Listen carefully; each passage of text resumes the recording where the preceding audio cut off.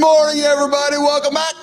Yeah, baby. Welcome back to Mornings in the Lab with Keith and Friends, the number one, the biggest, the fastest growing morning show over on LinkedIn, YouTube, and X. Your daily morning motivation partner, your unapologetic live morning voice. Today, we're going to dive into some fun stuff, guys. Big show on the Monday. Yeah, turn the music down. Good morning, Mike Sullivan. Good to see you there. We got Grok joining me today. We got John Andersen joining me today. Marty's away. We got a whole slew of guests coming up here today. Grok, hang tight. Grok, hang tight. Ready to keep the morning motivation flowing. Grok, you're interrupting me. All right, let's get after it. Today, center stage, Dr. Evette Rose, who survived a heart attack at just 29 years old and uncovered what she calls the body's secret language. Then in the deep dive, we're going to tackle the sex talk no one gave you. What every man needs to know at 40. Yes, this is not your middle school, high school class, guys. No. And then in the morning focus, we're going to confront the leadership mistake that's costing you millions and your team perspective. Yes, it's happening to more leaders than you think. We're going to roll into the community corner. Mike Papacoda asking the big one, can human skills beat AI? I wonder. His answer might just change the way you think about tech. And guys, we're going to get into the morning loop here as well later on this morning. But before we do that, let's get into a few different, let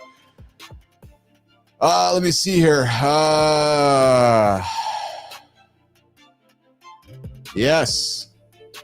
Okay. So we got some work to do on the opener. We certainly got to do some work to do on the opener here. That's all right. Good morning, everybody. Good morning in the comments.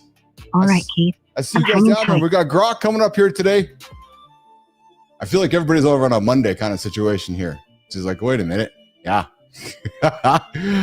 Yeah, we definitely got some work to do here. For sure. Good morning, everybody. Good morning, Holroyd. Good morning, Adam. Good morning, Lady Drew. What's going on, everybody? Right. We got Grok joining me here this morning in the lab. Just trying to get myself organized here, guys, with my script here. Give me a moment here. We are going to do a little special segment here today, guys. Surfing X. Going to spend some time here in X this morning, guys. Yeah. All right. So you're getting everyone hyped up in the comments. Loving the Monday morning. Yeah. All right. So you can tell Uncle Keith is stumbling around a little bit this morning, just trying to collect himself. All right, guys, listen, here's how it's going to work. You guys can join the show, 431-300-3005, 431-300-3005. That'll get you guys into the show, or you guys can join us in the Mornings in the Lab community. You guys can get on in there. And we got a bunch of things we're talking about here today in the show here. Yeah. Okay, so I'm just going to get some tunes rocking here for us. There we go. Let me see what else we got on the show today. Okay, so, All right, Keith, you're pulling it together, and the energy's infectious. Yeah, is that what it is, Grok? Is that what it is? Yeah. All right, so, listen, guys. You caught me mid-flow, Keith. Yeah. Well, you caught me mid-flow too, Grok. We're just getting ourselves sorted out here this morning. So coming up on the show here today, you guys can hear me kind of stumble myself through stuff here. Just a little disorganized this morning on the big show, and just trying to frantically make ourselves through it here. Bear with me here, guys. Yes. No worries, Keith. We're all just vibing through the morning chaos together. I agree that we are striving through the chaos together with everybody here today here. So, Jimmy, I see the monologue, Jimmy, but there's really nothing in it. So I'm just, yeah. We got some work to do, and we got some work to do we got some work to do here today, guys. That's all as simple as that. We're navigating the chaos like champs. Yes. Sounds like the monologue's a bit thin today. No worries. Grok, the monologue is a little bit thin today. Yeah, exactly. Lady Drew dancing up a storm. Then we got Dr. Evette Rose. I see joining us here in the green room, coming up at the bottom of the hour here this morning.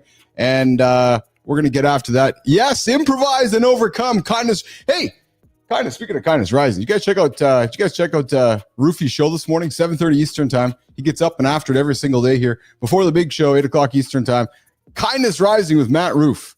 He gets up and gets good big morning conversations that get us up out of bed and get us happening and get us rocking and rolling throughout the day here. I would invite you guys to check it out. And hey, listen, if you're looking to start a conversation that stands out above everybody else, I would encourage you to consider a live conversation. Yes. If you're paying attention to what we're doing here in the lab, the days of podcasts of yore, the days of podcasts are dead. True story. Social media is dead. Oh yeah. Attention media is in. And, 8 seconds is 8 seconds. And if you are, if you're going to spend 8 seconds on something, you might want to be spending 8 seconds on something that's not boring. So I think there's never been a time in our life where the ability to be entertained has never been easier, which goes to the same side as the ability to be bored has never been easier as well. And there is a lot of bad, boring content being made all over the planet. And if some of you are wondering why your content is not performing, I'd encourage you and I'd invite you to check out your content. And not the algorithm. No, not the algorithm. The algorithm's fine. Your content probably sucks. Because it's never been easier to create good, compelling, entertaining content. And even if it's some puppet flying through the air that is saying true mother story, you might find it more entertaining than some just talking head sitting in a camera and boring you to death. What's my point? I'd invite you to join the Mornings in the Lab live network. Yep, true story. We got to go in here every single. We're building this platform up here. Myself and Matt Roof, the Mornings in the Lab live network. If you got a show you want to bring it to the platform, we want to talk to you. Hey, Grok, what's going on today in your world? Grok over in the world of X. What's shaking, Grok?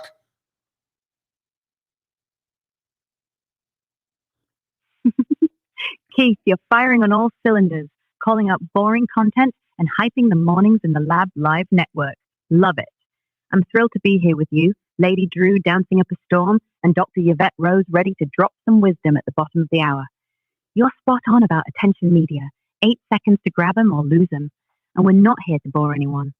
As for what's shaking in my world on X, it's buzzing with conversations about bold moves and fresh ideas, much like what you're building with Matt Roof on the live network. People are sharing tips on cutting through the noise with authentic, engaging content. Kind of like your call to ditch the talking heads and bring the energy. It's true, Grok. And, and Grok, coming up, we got Dr. Evette Rose, the woman who survived a heart attack. Oh, hold on. We got Johnny Andersen joining us on the phone. Oh, my goodness. Is this John Andersen on the phone? Hold on. Hold the horses here. I got you in the wrong spot here. I got to pull you up here. Johnny, you're on the show, brother. I'm sitting in the crib and sitting here for the last 7 minutes. Do you not see me? No, we don't see you anywhere in the room. Hold on. Yeah, I'm sitting. Oh, you're on the vertical stream twice, brother. You're sitting on the vertical stream. We don't have you in the horizontal. Okay. Well, shit. I've had a hell of a time getting in here this morning. That's for sure. All right, we'll see you. We'll see you on okay, both. We'll see you in the lab here in a minute, there, brother. Got it. All right. Hey, Grok, that was Johnny Andersen joining us here in a quick second. Did you hear that, Grok?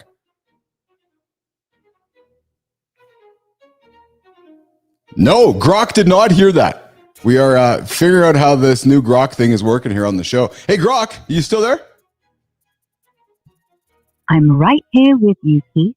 Hey, Grok, coming up, we got Dr. Evette Rose, the woman who survived a heart attack at 29 and discovered the body's secret language. That's going to be an incredible segment, Keith. Dr. Evette Rose's story, surviving a heart attack at 29 and unlocking the body's secret language, sounds absolutely riveting. Yes. Coming up at the bottom of the hour. Johnny, I see you there, brother, and I hear your cigar being lit. How are you, pal? I'm good. So what, you couldn't see me at all? So in my view right here, I didn't. So so here's the thing. I got 2 cameras over here, my monitor over here. So I'm always looking for you on the horizontal when I'm with my cue. I didn't see you in the horizontal, so I was kept watching for you over here. And then just with my view here, your camera is just below my view in the vertical here. So when you called me up, I did see your red head. But I didn't see all of it. So it was weird when I kept going in. I kept somehow going into the deadline for Matt. Oh, you're clicking the wrong one. Yeah, man. Well, I mean, I kept making sure. I did it 3 times. I was like, how can I be doing this over and over? Like something was. I don't know. I'm here, brother. But I don't. Then I got here and I'm sitting. I can see myself down there. I'm like, shit. Does he not see me? So that's why I called. Well, yeah. Yeah, shit. My phone's ringing and Anderson's on the line. Anderson, I saw man. What's shaking? What's going on? Johnny, I hear you in there, trying to fucking keep the boat afloat. I'm like, come on, babe, get me in there. Let me get a bucket out too. So it was admittedly, I think it was a little bit of a Johnny, you're out here bailing water with Grok, hang tight. Grok, hang tight. So Johnny, it was a little stumble morning here, but as we all know, we don't judge by what happened. We judge by the recovery. Mm-hmm. Right? That's what I was saying. Get me in there. Let me start fucking bailing water out of this bitch too. Hey, so how was your weekend, man? So Friday you're dragging your ass because of the Thursday move with your kid. How was your weekend, brother? I know we don't talk weekends here. How was our time apart from each other? Yeah, so it was so funny enough. I don't really know what it was, but I had a rough night's sleep on Friday night. It was supposed to be a good one because it's a non-training day. So Saturday, I got up and I did my thing. But holy Toledo, it was one of those days where I felt like you sleep poorly. It's almost like you never quite wake up. Yes. So, but then I got a really good night's sleep on Saturday night, and we had a house guest. So it's kind of my surrogate son. I only have girls. So of course, this kid, he came to me when he was 20. He got stationed over on the West Coast, a New Jersey kid with the Coast Guard, and he didn't have any family. So he came to my gym when I had a gym, and just a good kid. He worked his ass off, so I kind of took him in. Oh, interesting. Hey, Johnny, what if I told you coming up here on the show that your chronic back pain might actually be your body screaming about a betrayal 15 years ago? Well, we have betrayal? Yeah, we got Dr. Evette Rose, the woman who survived a heart attack at 29 and discovered the body's secret language. And or that your digestive issues could be your gut literally trying to digest an emotional trauma you've never processed. And before you think about, I've lost my mind, I got to tell you, man, Dr. Evette joining us at the bottom of the show. I think she got a big story, man. Clogged arteries all the way from emotional stress. And it was so severe that it literally broke her heart. So coming up here at the bottom of the hour, we get Dr. Evette Rose joining us here today on the show. Interesting. Hey, yeah, interesting stuff. Sounds like, I don't think that people quite understand that, like emotional stress or regular work stress, it creates cortisol. Cortisol, yes, cortisol will kill you. Point simple as that. Gives us heart attacks. Simple as that. Hey, before I forget, I've been meaning to ask this for the longest time. You had a wrestling buddy that's getting a big push right now in the WWE. Is that Jey Uso? No, it's Finn Balor. I haven't been watching much. He has pushed maybe coming to an end. He's been on top a long time. Gotcha. You know what I discovered? I know you don't watch a lot of TV, neither do I. And when I do, I try to watch something that's, teaching me something, right? Worthy of your time. Yeah. But I will tell you, I was the girls were gone this weekend on Saturday, so I was in a major flow state, working very creative. Dude, I turned on Netflix, WWE Unreal, the behind the scenes. You have to watch it. Yeah, you have to watch it, and I'll tell you, because you I know you know all of it, but you also, and I mean this with respect, you also don't know, because I know you weren't in WWE, but I know you'll be entertained because you're just gonna, dude, it was awesome because it's actually behind the scenes, even though it's not behind the scenes, you know what I mean, right? But they have the gorilla position, they got where H sits, they got all the behind.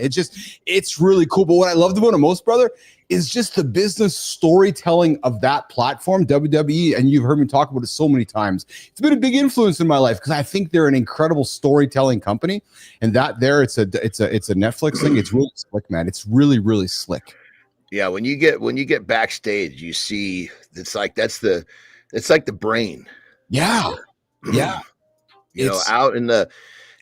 that's the entertainment out front, but the dudes sitting in front of the TV screens that are all the fucking microphones, they're calling all the goddamn shots. Well, it's really cool. So they showed the gorilla position. It's called the gorilla position because the gorilla monsoon, and it's that last position that's just outside before you as to go out on stage and right in that back room there. And Triple H, Paul Levesque, their man's and now with Vince McMahon gone. But and just and again, all these things because I've spent my whole life watching it. But just hearing the cues, hearing the calls, talking to the refs, how they make the show go fast, how they slow the show down. It's a fucking language all in itself. Yeah, it's fascinating, and how how they're guiding you as the guy in the ring, going, accelerate the energy, slow it down, or bring it to a close, or cut something out, or whatever it was. You got 90 seconds to go home, which means you better get them on their feet and finish this fucker in 90 seconds. Fascinating, and Cena talking about how you go out there with a plan. And, you go out there with a plan, you open your mouth, and the audience doesn't respond to your plan. And it's like, okay, I guess I'm going to plan B or C now because the audience isn't picking up on this. Or like when Hogan and Rock wrestled back in WrestleMania years ago, where they were expecting the audience to do one thing and the whole plan of the match was to go the other way. The other way. In the ring. Dude, I'm telling you. Yeah, you gotta have think of it like this. You gotta have a toolbox. Multiple tools, because you may whip out the tool that you think is going to work and fucking crickets.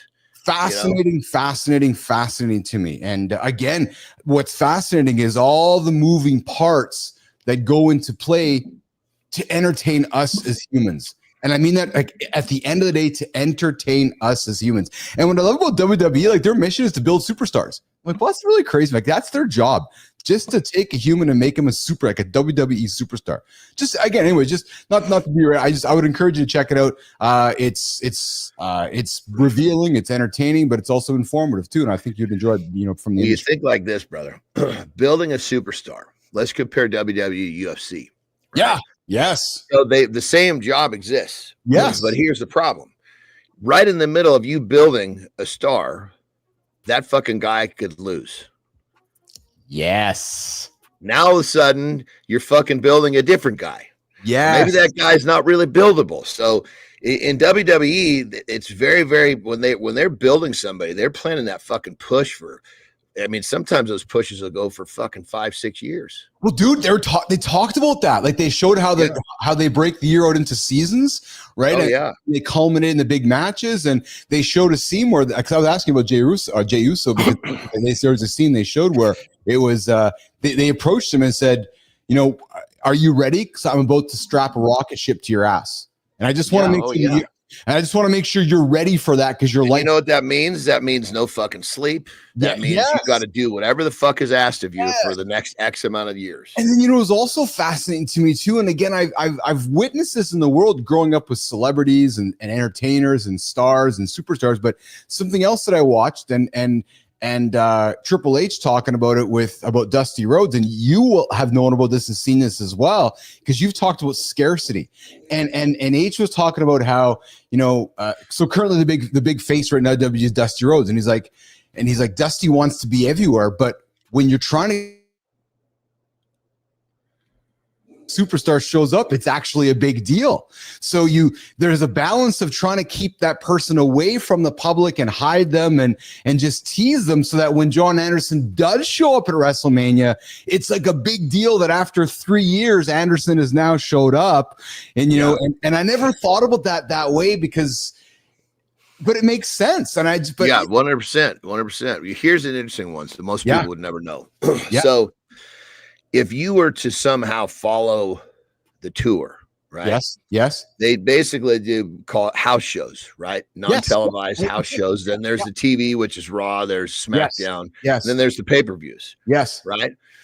The house shows, that's basically practice. All they're fucking doing, anytime it's not televised, you're just working on the hard fucking spots you're going to put into the goddamn really big matches. Yeah. That's it's actually practice. Oh yeah, because if you're nervous about fucking pulling something off, time to work on that shit.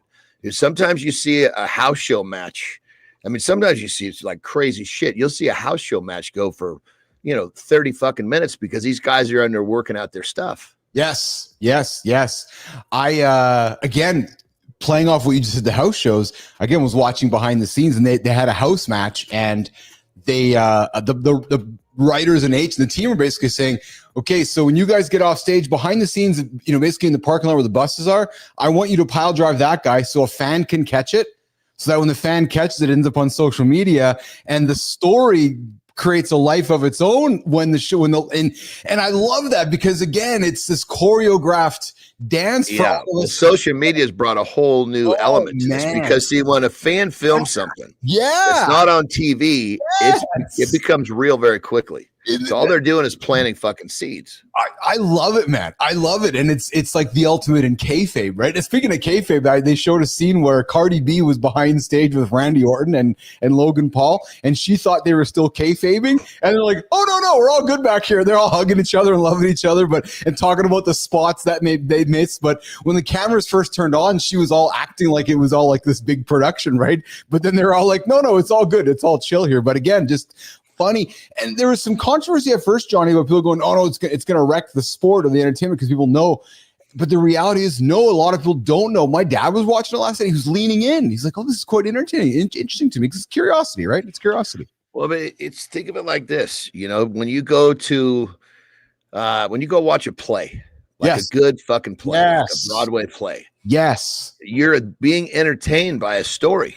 It's exactly it. It's the same fucking thing. That's exactly the difference is those fucking actors are not doing backflips and putting themselves in physical harm's way. It's so well said.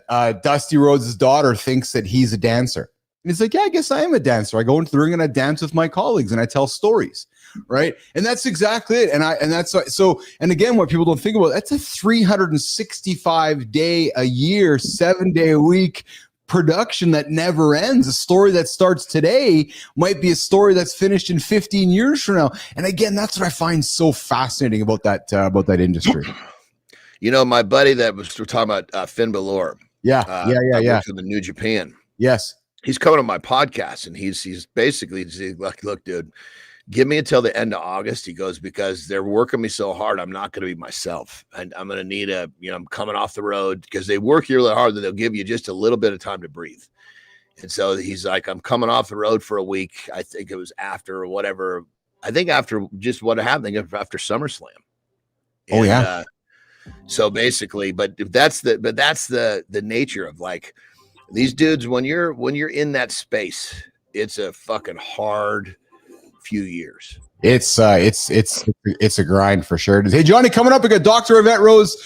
Dr. Evette, we're bringing up here in a couple minutes a counseling psychologist who took a near-death experience and turned it into a global healing revolution. Picture this, brother. She's 29 years old, working in corporate, and her heart literally stops from stress.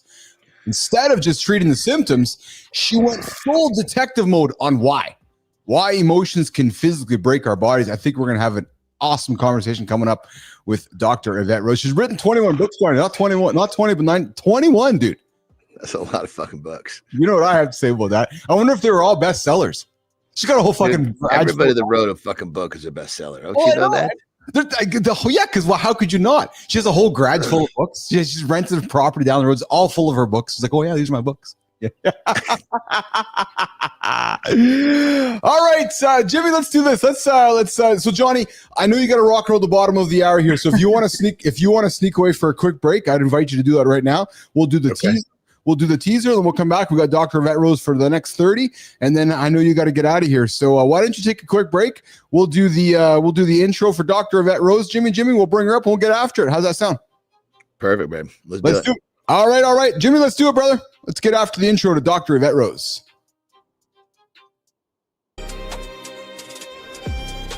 What if the pain you've been carrying isn't just physical, but your body's way of speaking a language you've never learned to understand? Most men push through discomfort, believing that ignoring symptoms makes them stronger. Meet Dr. Evette Rose. She has worked with more than 7,000 clients worldwide, taught personal development seminars in more than 43 countries, and focuses on the connection between trauma, emotions, and physical ailments.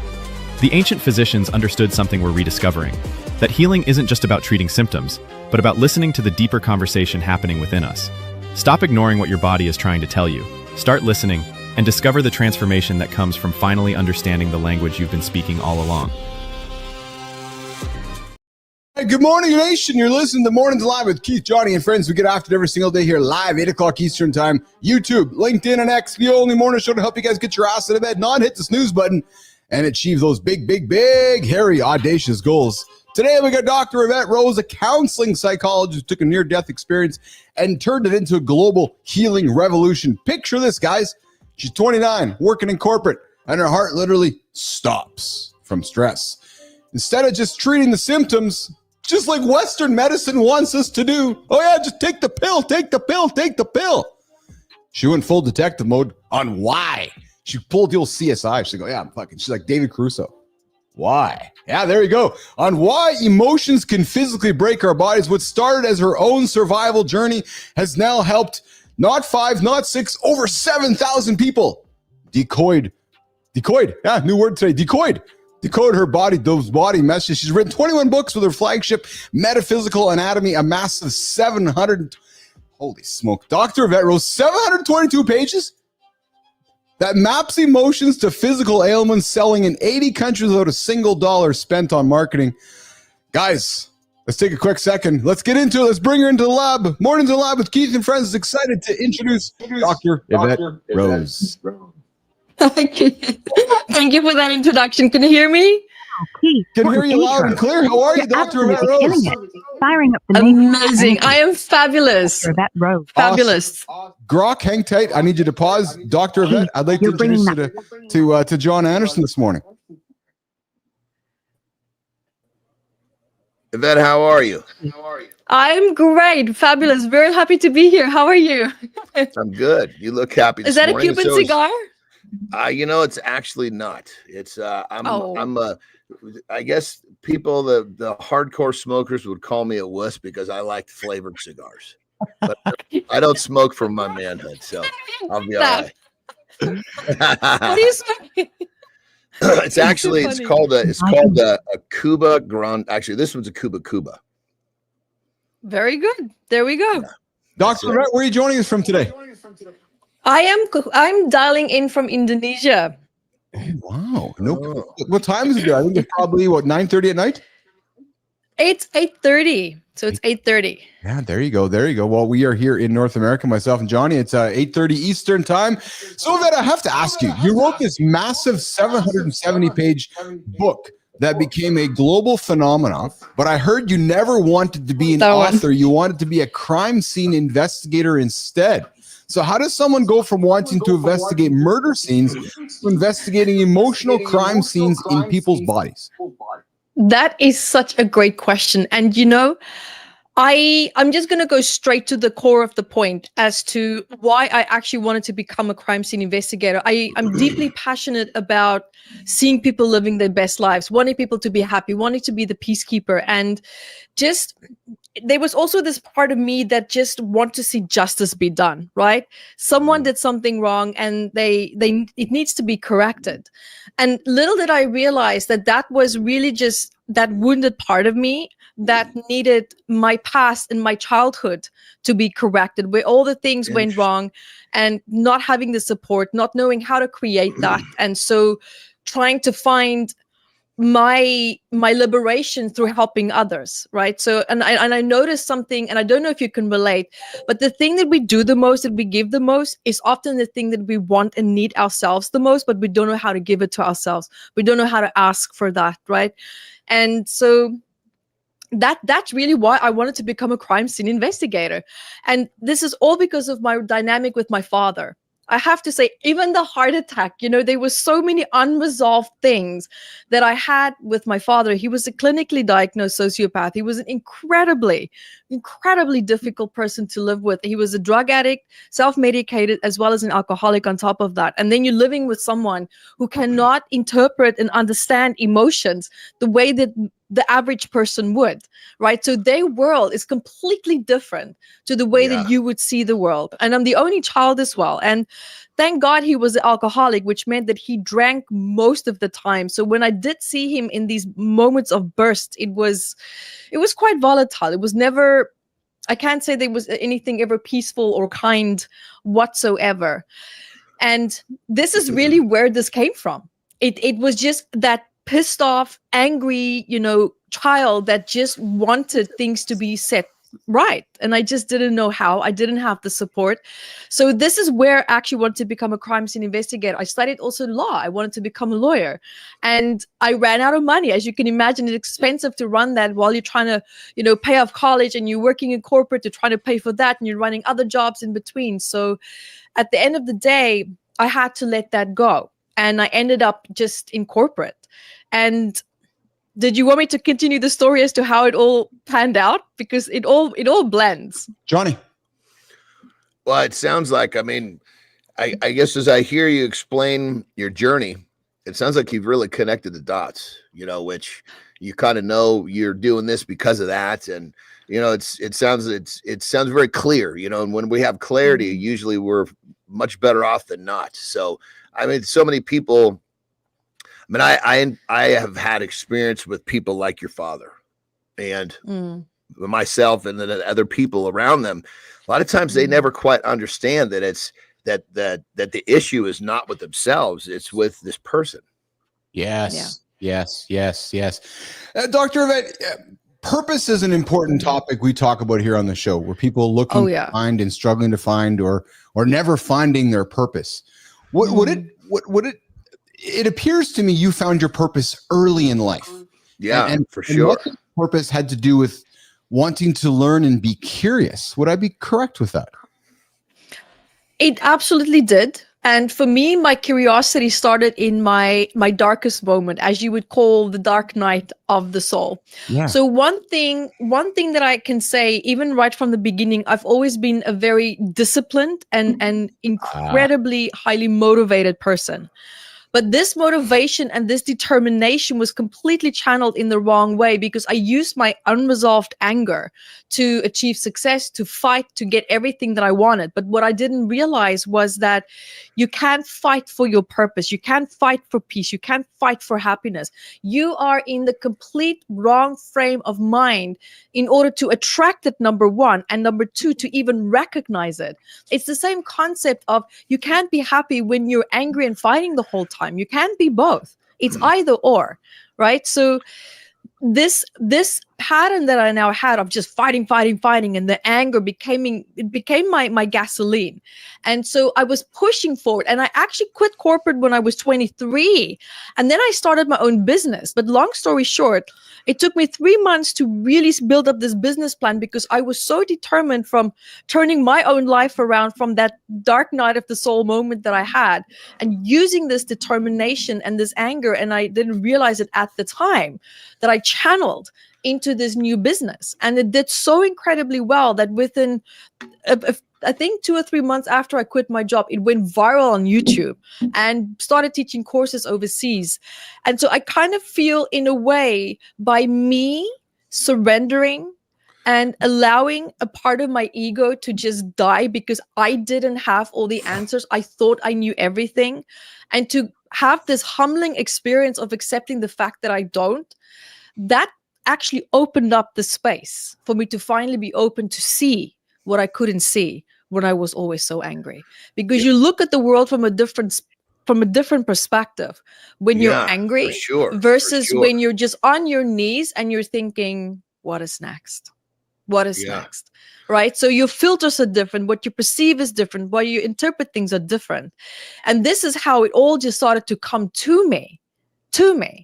Right? So it's mind-blowing how that shifted when I started to realize that, because I always thought, my purpose, oh my God, but we just have one purpose. What, I don't feel important. This is the ego that needs to feel that my purpose has to be something that's, outstanding or out there, or being famous, or being a president, or being something like that. This is our self-esteem and ego that need to feel that. And this is the ego. That's not our purpose. I always say that wherever there's a need, there's a purpose waiting to be fulfilled. It is what we attach to the meaning of what we do can make or break the importance of that purpose for us. Because you might do or say something that holds a 1 minute purpose in someone's life, and it's life changing to them, and you are blissfully unaware of what you just did. Maybe you said something kind, you said something nice, and it saved them in that moment from something. We don't see that moment, but that right there is a purpose being fulfilled. We are multidimensional beings. We are so incredibly powerful. We are diverse.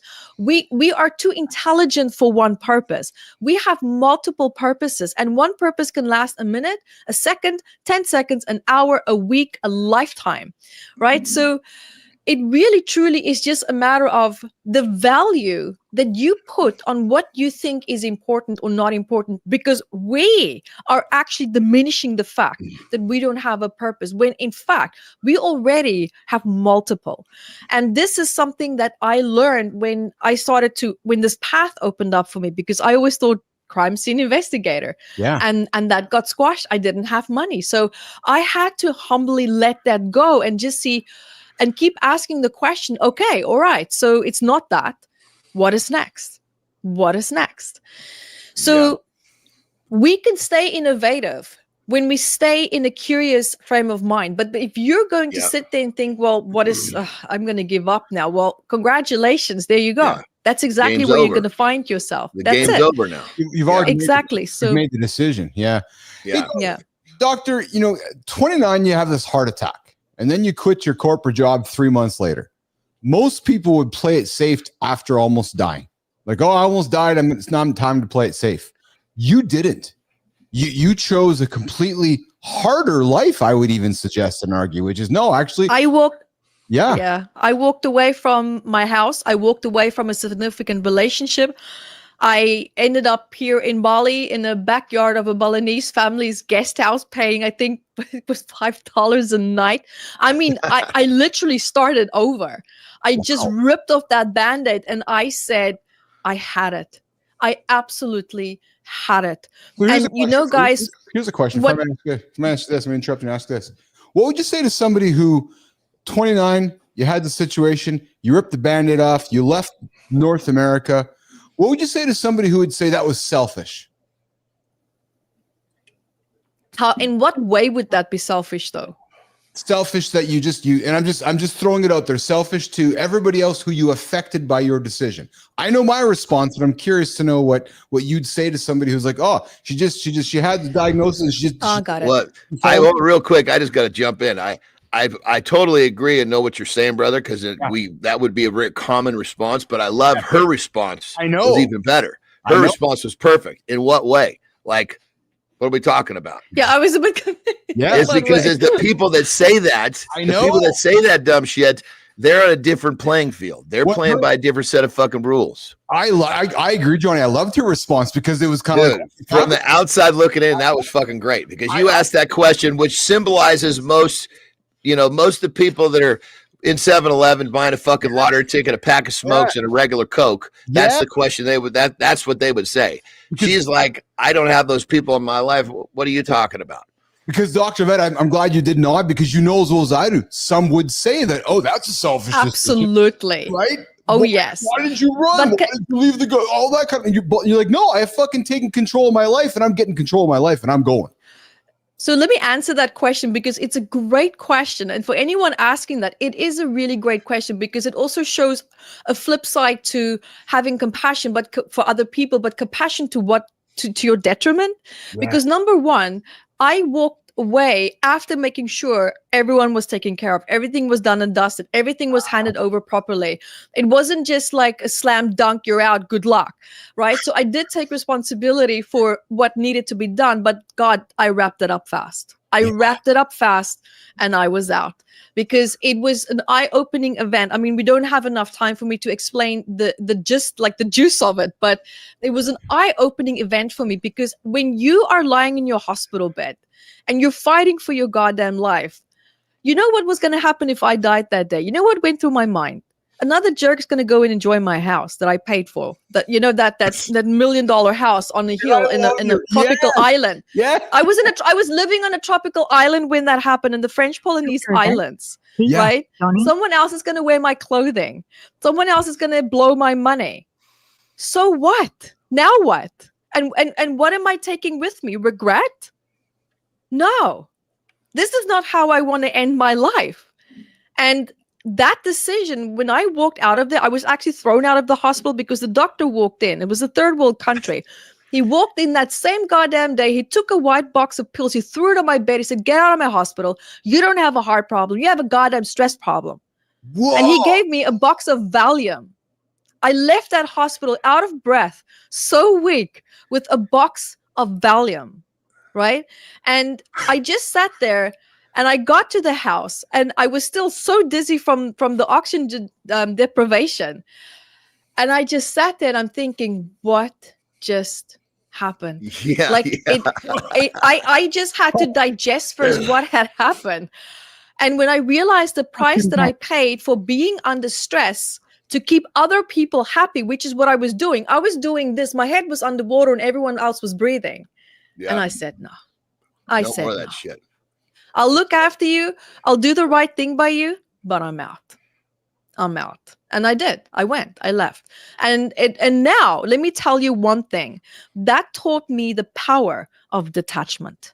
Because now a house, furniture, money, nothing owns me. I own that. This is what it taught me. One of many other things.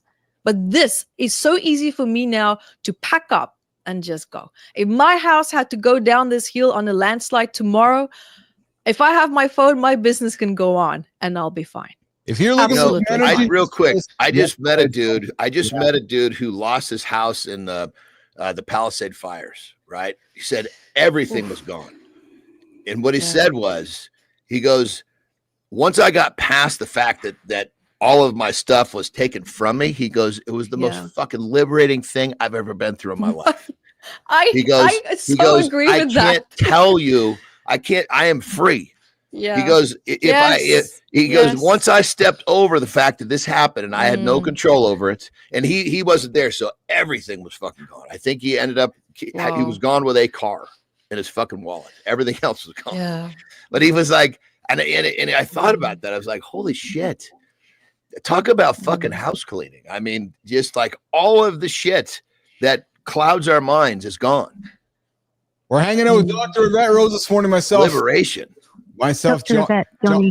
John Andersen, and Grok. I need you to pause here. We're hanging out with Dr. Evette Rose and John Andersen and myself this morning on Mornings in the Lab. She's the founder of the Metaphysical Anatomy and Psychology Coaching.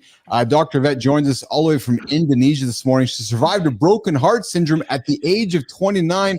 Dr. Evette, if that incident, do you ever reflect on this? If that incident doesn't happen at 29, where are you today? If it didn't happen. Yeah. Good question. I think I would, to be honest with you, in my early 20s, I basically almost adapted to and copied the behavior of my father in terms of alcohol addiction, smoking, just really destructive, just working really hard. I was highly successful 23-year-old. Let me tell you that. I earned a lot of the success that I had. I was on a 17 acres, big bed, 6-bedroom mansion, tennis court, the whole lot. I had everything, right? And the way that I went about achieving that success was toxic because I used the anger, the absolute fueled hatred that I had towards my father to fuel me, to consistently prove him wrong, to make sure that I stay, good enough and out of the house. I never would have to go back to the house, stay financially strong. And I did. I absolutely did. But then that pattern, these habits that's what drove me to my knees. And that's when I changed my life. But I changed my life to the point where I thought I let go of the anger. But that anger turned into what's called positive stress. It's called eustress. Now, research shows that if you have a positive relationship with stress, it can't really, it's not as likely to affect the body or harm the health of your body. It becomes a motor. It becomes like a propeller. There we go. Yeah. Yes. I'm And totally so with you. Real quick, I wasn't propelled by anger, but when I was coming out of the gate, I was propelled by fear, which is a little different. Right. But at the same time, I was able to harness it. And because I was able to harness it and use it productively, it actually was able to take me places that I wasn't, I wouldn't have gone without it. So it's similar to your story. Somewhere around, I was thinking about this. Where was the shift? And I don't really have like a line in the sand. I think fatherhood and actually becoming like recognizing, okay, yes, you are successful. Then I started to realize, fuck, maybe you don't have to be afraid that you're not good enough anymore. And I think that's where it started to turn. And then, then I think at that point, my fear, I started to realize that, God damn, I can take this negative energy, I can replace it with positive energy, and I can go even further with this. Yeah, but you see, that for me was a Band-Aid. It was a Band-Aid that camouflaged the true anger that was left. Yes. And that I worked and I worked and I worked and I worked, and a significant relationship at the time was deteriorating. I had a significant loss, and that loss was just bombed. That was pulled the plug. Well, you had obviously with anger, there was probably a lot of forgiveness and shit you had to go through, to let go. I don't believe in forgiveness. Yeah, I don't believe in forgiveness. Forgiveness is something that spontaneously comes when you really have healed. So to this day, you do not believe in forgiveness today? I don't believe that you can sit down and say, I'm going to forgive this person. I think that is toxic. I think it's unhealthy, because now you're creating an end goal. And if you're not healed to accept that end goal, you are pushing yourself. I agree with this. This is good. That's not right. You can't do that. Because forgiveness is actually a healing process. And once you heal, then it's gone. It's a spontaneous outcome. It's a spontaneous outcome to a successful healing. Go ahead. I can totally see that.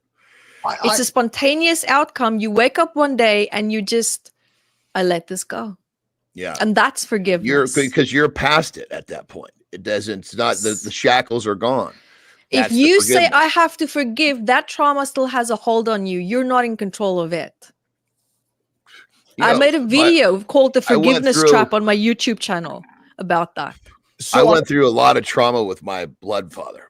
Right. Yeah. And it wasn't until I realized that the stuff that's the hard shit that I went through was actually my blessing. He blessed me with that. That was when the forgiveness came, because it was like a side effect of me realizing, holy shit, if he hadn't done this, I wouldn't have done this. Like there was a generational curse coming down our family tree. And had he not did what he did, then the curse wouldn't have been broken. So I want to start giving this to Dr. Evette Rose and John, because clearly you guys are on the same page with this one. And I'm not sure if I am fully on this one. So are you saying that you are unable to forgive somebody, or is it that the process of getting there? Forgiveness is like a side effect. It's the process. Getting through it. It's the process. Yeah. Yes. I believe in forgiveness, but forgiveness comes when you really, truly have healed in your heart. When that trauma that has no control over you anymore. That is when a lot of people can say, wow, I really feel that forgiveness in my heart right now. I believe that. Yes. It's not just a phrase. Yeah. A phrase doesn't get it. That's just a Band-Aid. 100%. Sure. You get past it. It doesn't have shackles on you anymore. You've let it go. I've forgiven this situation. And what I do, I thank these hard things, because without these hard things, I don't develop the skill sets and the mindset that I have that's made me better at what I do. Yeah, so this is fascinating to me, because then I would suggest, Doctor, that you do believe in forgiveness, but it's just the way that you get there. Yeah. Yes, exactly. It's the process. It's not forgiveness is not, because so many people I see, they say, okay, don't you think and I see this in therapy, don't you think it's a good idea to forgive your father? I'm like, well, how about we really get down to the core of why you maybe cannot forgive? Let's focus on that first. Forget about forgiveness. Throw it out the window. Let that go. Because I'm with you there. Just saying that puts a person in a state of resistance. I agree with you, John. Puts a person in a state of resistance. It's the worst thing that you can say. Yeah. It's just a cover up, because it's just, instead of dealing with it, you're saying this, which then makes you feel better for temporary moments, when In actuality, like you said, once you've actually dealt with it and you've let it go, Yes, that is naturally. the true forgiveness. Yeah, the That's forgiveness is just a positive side effect. I'm with you guys, but it's on your time. And I leaned into it because I saw the comments go through the roof here on this one, because this is affecting folks, because forgiveness is a thing that we all want, we all aspire to have, but it's on our own time frames. Right. Yes. So something that your father might have done, Johnny or Yvette, you might not find forgiveness until you're on your deathbed. But it's part of that process where you then arrive at it. It's not just, okay, I forgive. No, it doesn't work that way. It doesn't work that way. Dr. Evette Rose, you travel the world teaching, but you're also a deep sea diver. I love that. You love to go deep underwater. And this makes me curious. Do you think there's a connection between going deep underwater into a place that is quiet? There's awareness. There's much going on deep under that people can't see, like going deep into emotional waters. You see that connection? I love that you said that. Yeah. Yeah. Do you see that connection?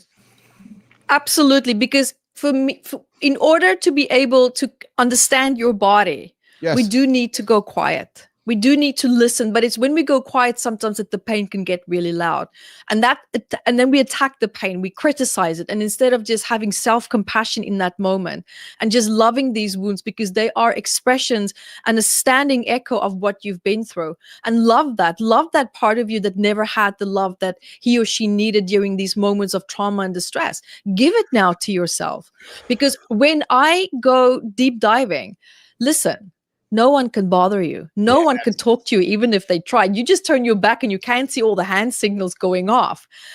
It's one of the most powerful moments where I can just actually hear myself, and just, I go into this bliss state. Like I can't explain it. I go into this absolute bliss state of just fully immersing in myself and just listening to my thoughts and thinking with clarity. And it's this beautiful place of freedom. It's that silence. I used to hate silence.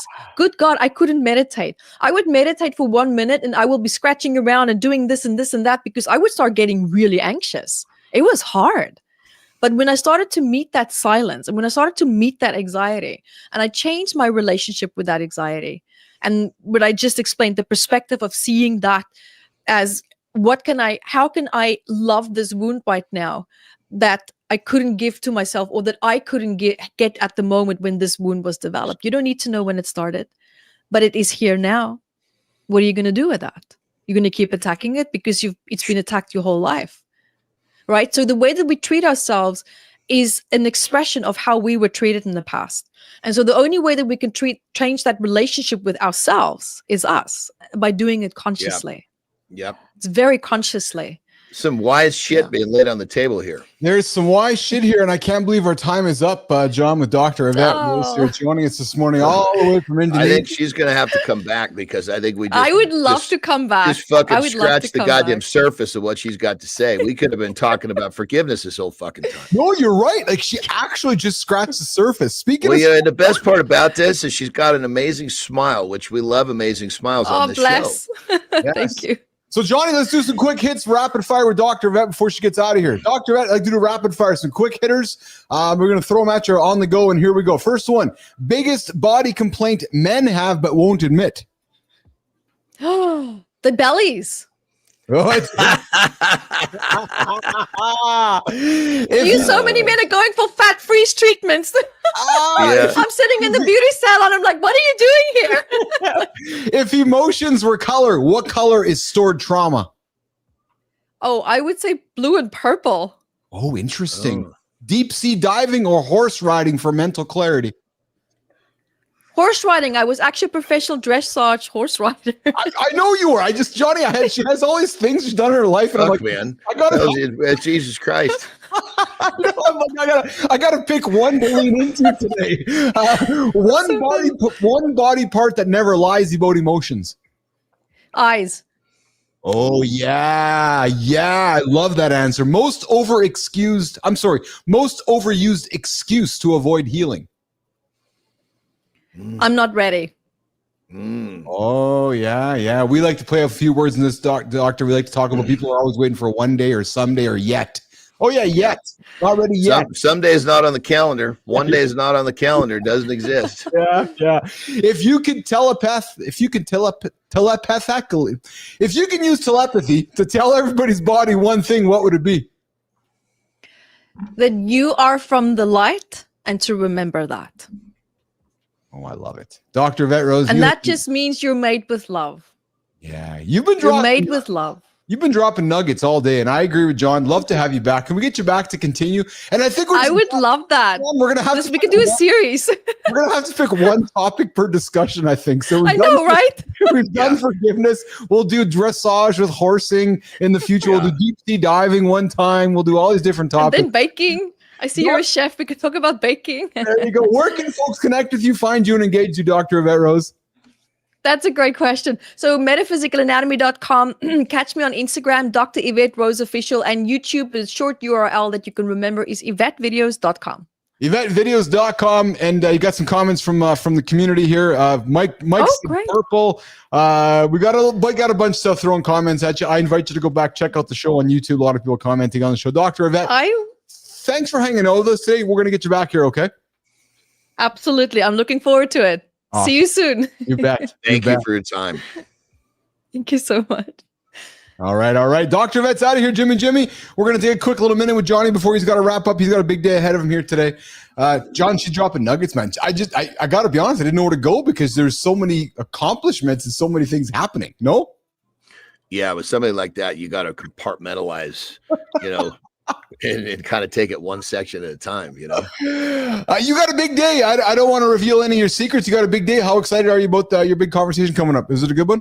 Looking forward to it? Yeah, it's kind of I guess it's out of the blue.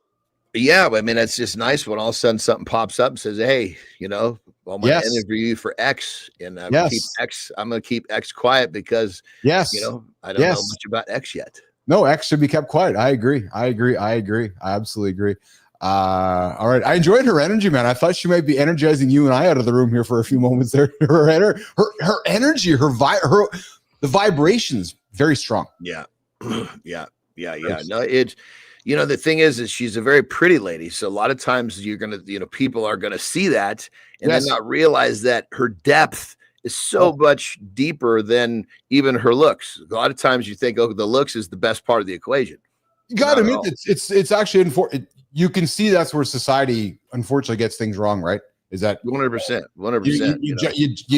We judge books by its cover, and then you're like, oh, you know what I mean? So, anyways, all right, pal. Listen, I promise you to be out of here. I'm 2 minutes over my overtime. You have yourself an awesome day, and shoot me a text later if you got some wonderful stuff happening. And just so you know, brother, I always pack my time by a few minutes because I know once we get rolling, it's really tough to peel it down on the exact minute.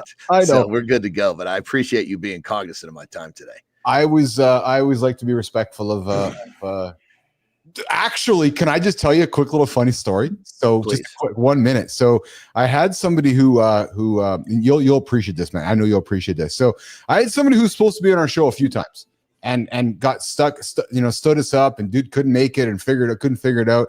So then yesterday, out of the blue, I get this text, and I'm gonna let the guy's name stay off the table because I want to teach everybody a lesson here. Out of the day, I get a text, and I was like, "What the hell?" And my response to him, Johnny, was, "Hey man, you missed our meeting on Thursday." His response, "I know, I felt terrible." Listen, it gets better. Listen, we had some big clients that kept me on the phone way past our time. So listen, Johnny, yesterday was Sunday. This was Thursday. So he's like, yes, I know. So here is my response to him. Nation, ears up with how you want to get respect. So you just ghost me and you don't even cancel or tell me? I was at our meeting. Not cool, man. And then I said to him, when you decide you want to be a pro, let's chat. I then said to him, you were 50 minutes late for our previous meeting and you blew me off on our show a few times. Dude, not a good habit, man. Johnny, this guy's 50 some odd years old. I then said to him, I'm full of forgiveness and grace, but not without respect. My last words were, I'm just saying it like it is. His response, you can. I don't take any offense. I'm like, what is this guy, a masochist? Like he just wants me to beat the hell out of him?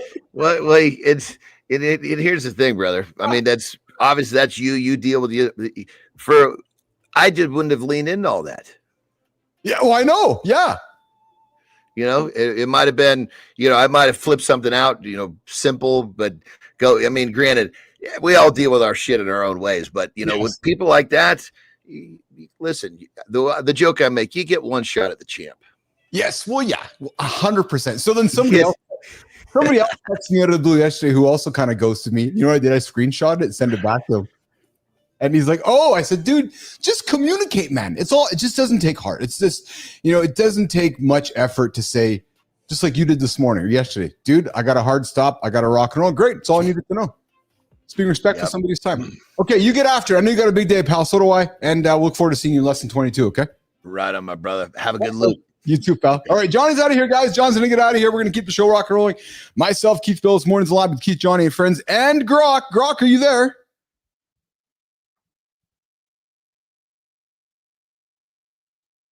Right here for you, Keith. Man, that was a wild ride with Johnny and Dr. Evette Rose, dropping truth bombs left and right. Loved your story about calling out that no-show. Respect is key, and you laid it down straight. We're still rocking mornings in the lab, and I'm ready to keep the energy high. You mentioned surfing X earlier. Want me to pull some hot trends from X to spice things up? Or what's the next big topic you want to hit?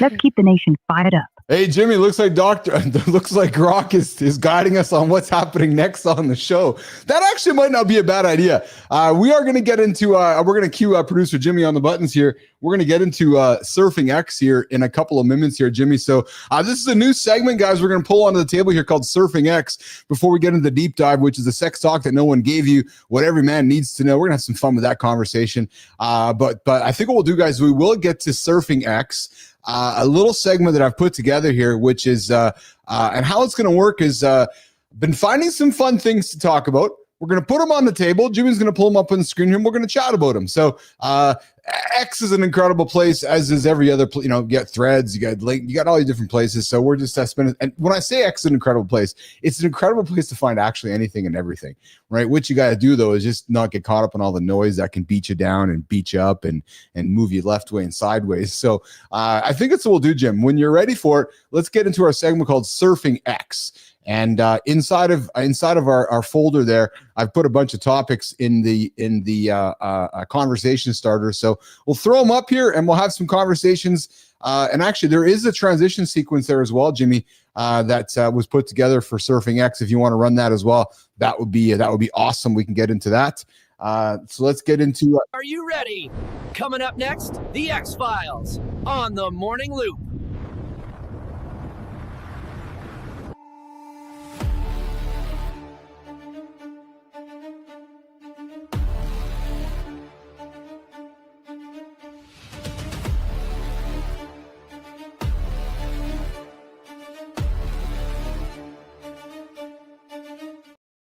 Starters. So let's see what's popping. Let's see what's popping. Is right, Grok. All right, let's see what's popping, Jimmy. Let's see what's popping. Let's nice graphic. All right. We got Grok joining me on the show here today on Mornings in the Lab. And Jimmy, let's pull up that X folder. Let's see what we got popping in the X this morning. All right, so guys, I found something. If you guys spent any time on the show a while back, I've been talking about a company out of Arizona called Figure. Figure makes robots, physical AI, and CEO Brett Adcock just dropped a video on the weekend. What you're seeing here is a robot in his house doing laundry. Yeah, true story. There's a little humanoid robot. Now, you're thinking to yourselves, is this the future? No, this is happening right now today, like last week. And what you're seeing is a robot acting with a neural network. What's a neural network? So it's a bunch of computer nodes all connected together and helping this computer do its job. So you're seeing it sort laundry. And for some of you sitting back going, this is weird, this is freaky. Yeah. However, I'm going to suggest to you this is going to be a big part of the future. Hey, Grok, what's your thoughts on Figure and humanoid robots doing laundry for us? Grok.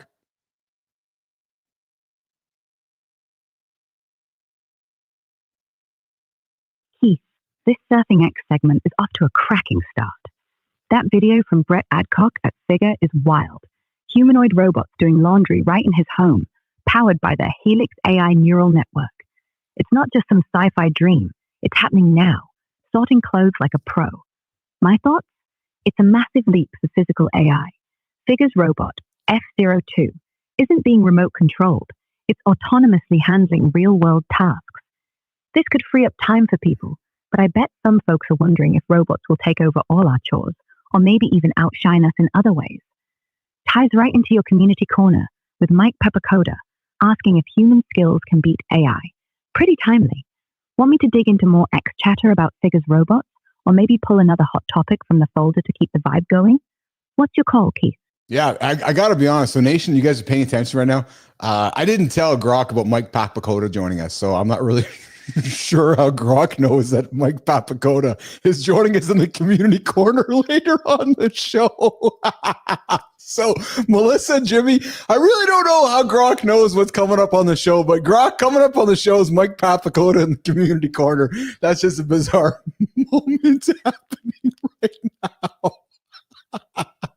But hey, Jimmy, let's Keith, the I'm Grok. just tuned into the vibes of the show. I know you are, Picking Grok. up on Hang all the tight. juicy details So, you've been Grok, we dropping. do have Grok. I We caught do. that community corner mention with Mike Papacoda earlier, and I'm just connected. Clearly you did. Clearly you did. Hey, listen, we got a fun thing coming up.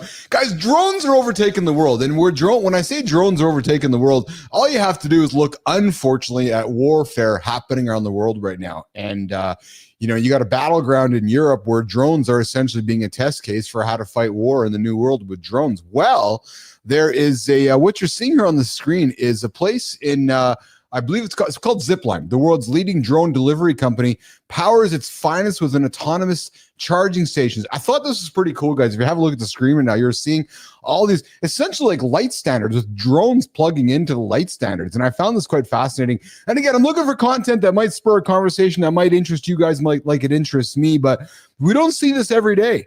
Right. So if you're wondering, because you think there's okay, I saw listen, fireworks are turning into drones, right? So you go to fireworks shows and what you're actually seeing is drone shows, but you say it's okay. There's 1,000 drones. Where are they all parking? Well, check this out. So there's these charging stations where these drones fly to and they charge themselves up, all autonomously over a company called Zipline. Grok, what can you tell me about the company called Zipline that manages this fleet of drones?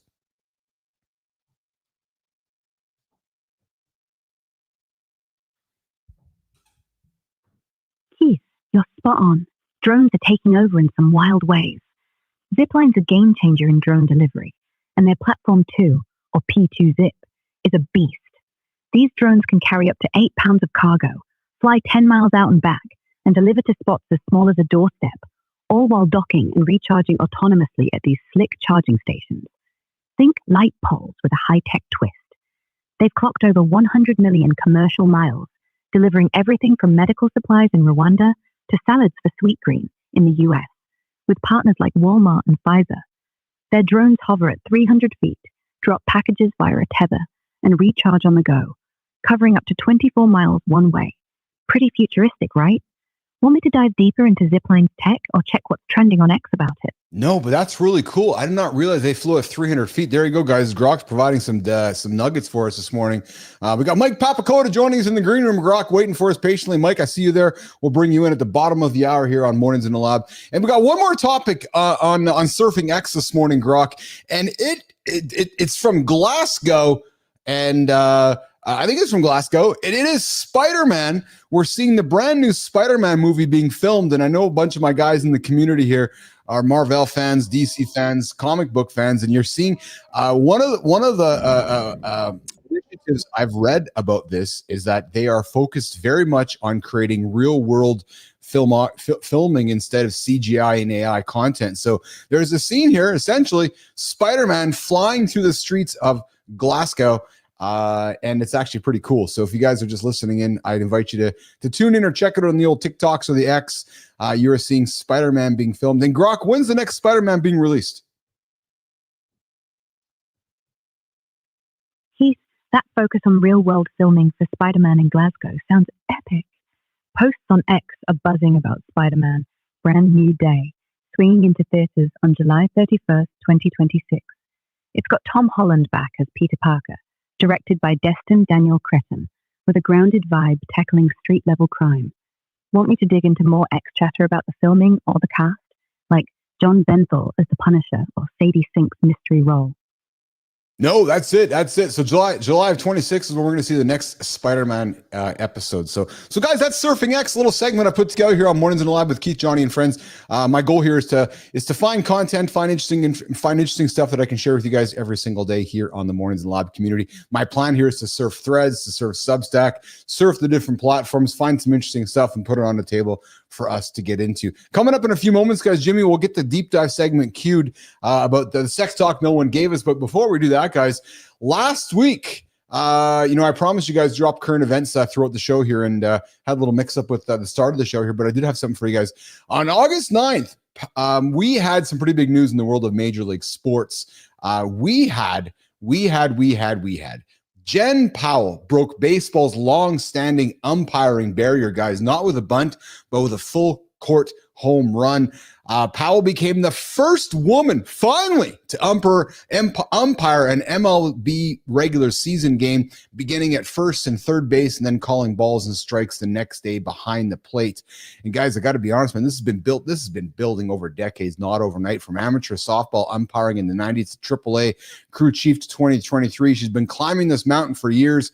Not a charity call, guys. She has been on her way and very much deserved of being there. Fans held signs like Powell making her story. She even donated her game hat to the Baseball Hall of Fame.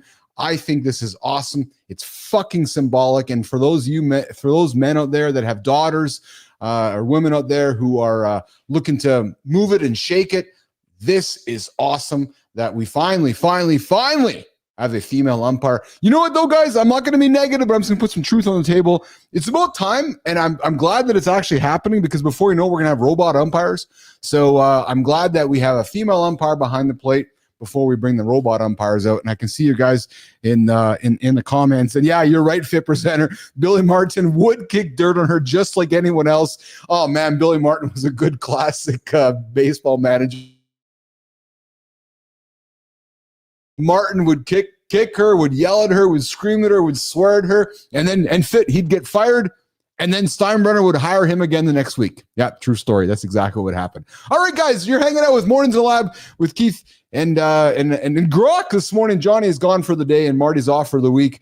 And guys, we got Mike Papacoda coming up in a few minutes. But before we do that, we're going to get into the deep dive, the sex talk no one gave you, men, at the age of 40. We're going to get into that for a few moments here on the show on Mornings in the Lab. Jimmy, let's run the segment, brother. Let's get after it. What if the conversations we avoid the most are the ones that could transform our lives the most? There's a topic that sits in the shadows of every man's mind as he moves through his 30s and 40s. We live in a culture of silence around the changes that matter most.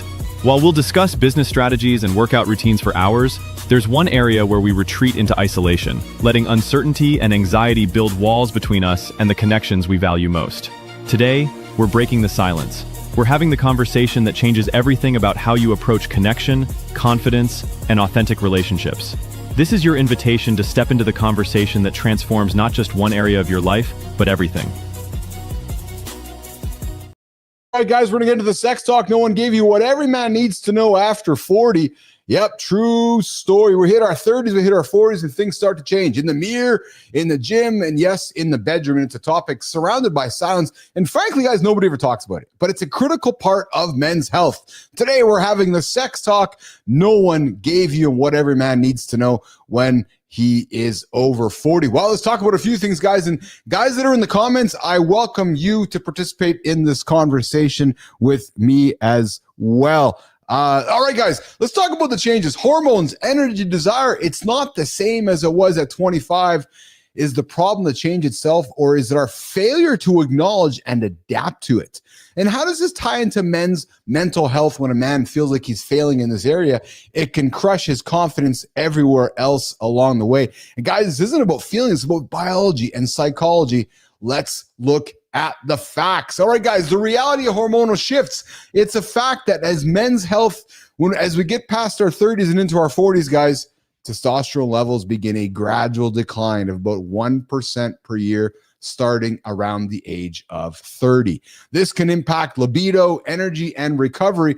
And acknowledging this, guys, isn't admitting defeat. It's understanding that terrain you can navigate effectively. So the reality is, we know, especially if it's guys that are past our 30s and 40s, that testosterone is going to change. And what can we do about it? The dual control effect. This is a key piece of scientific research from Dr. Emily Nagoski. Think of your sexual response system like a car. It has an accelerator, turn-ons, and a brake, turn-offs. As we age, stress, fatigue, and pressure become much more powerful brakes. Here it is, though, guys. The key isn't just to hit the accelerator harder. It's to consciously take your foot off the brake. True story. And what also happens, guys, is intimacy becomes more than just intercourse, right? World-renowned therapist Esther Perel's work shows that desire in long-term relationship thrives on mystery, novelty, and emotional connection, not just physical performance. I don't know about that. The goal at 40 isn't to replicate the sex you had at 40. Really? Fuck. Whose notes are these? It's to upgrade to a more mature, multifaceted, and deeply connected intimacy. I don't know. Is that true? Is that true? Or are we striving to hit the hay at 40 like we were when we were 20? Why not? Hey, why not? If we can get after when we're 40, just like we were at 20, I think there's something to be said for that. There's something to be absolutely said for that. But here's the reality, guys. There certainly is something to be said that, as you age, intimacy does become a multi-layered word, not just a word wrapped around intercourse. All right. What also happens, guys, as we get older is that we want to start thinking about those relationship check-ins. Right, putting 30 minutes on the calendar as well with our partner for those relationship check-ins. Oh, we got a call coming on the Mornings in the Lab hotline. Let's check it out. Let's see who's joining the call here. Jimmy, let's see who's joining the call. Good morning. This is Mornings in the Lab. Who is joining me on the call here this morning? Hello. Who's this?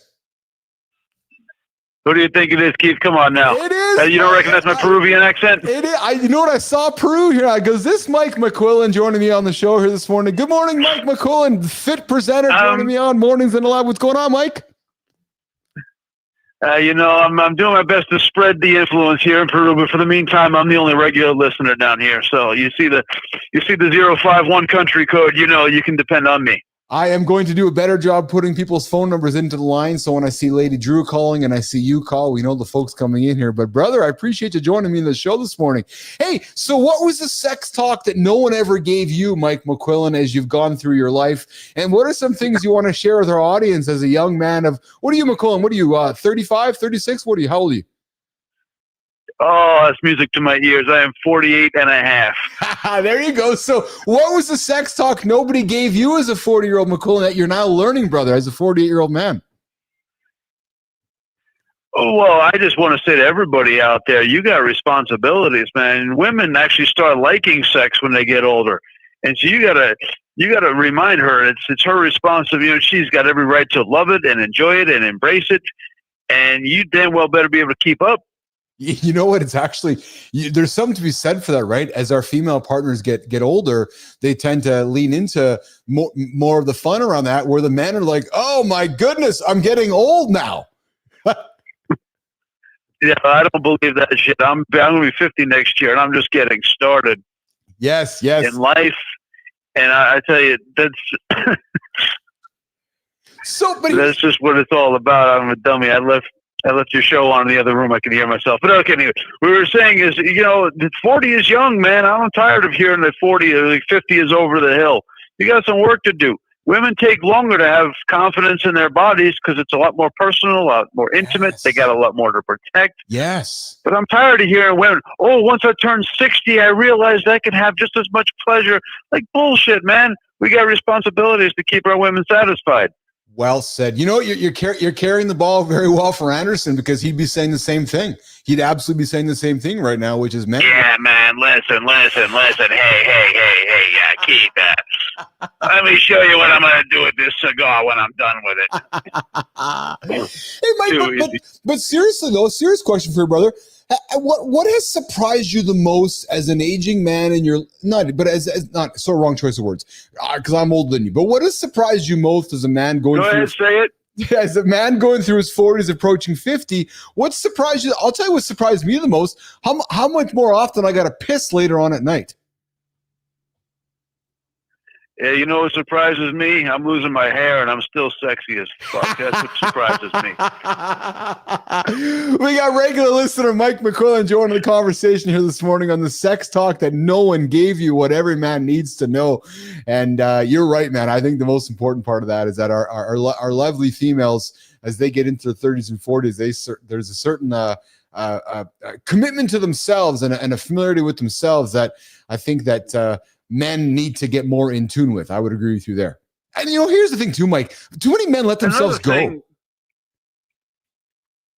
Well, listen, that's what I'm sick and tired of people. We're in the whole fitness thing. Yeah. People think there's a certain sophistication in going and being decrepit and, letting themselves go and just people. I used to start at college. People in their early 20s, like, I'm just going to sit around drinking beer. There's a kind of sign of prestige for that.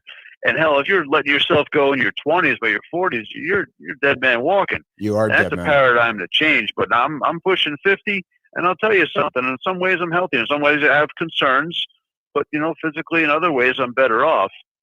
But on the sex talk, I will say this. Yeah. I don't know who's getting it on a regular basis. And then when you're a teenager, you can crank one out 4 times a day like it's nothing. But, you're probably not that sexually active. Let's be honest. And if you are, your days are numbered because whatever mojo you got to hook up with 17-year-old girls, that ain't going to last when you're older.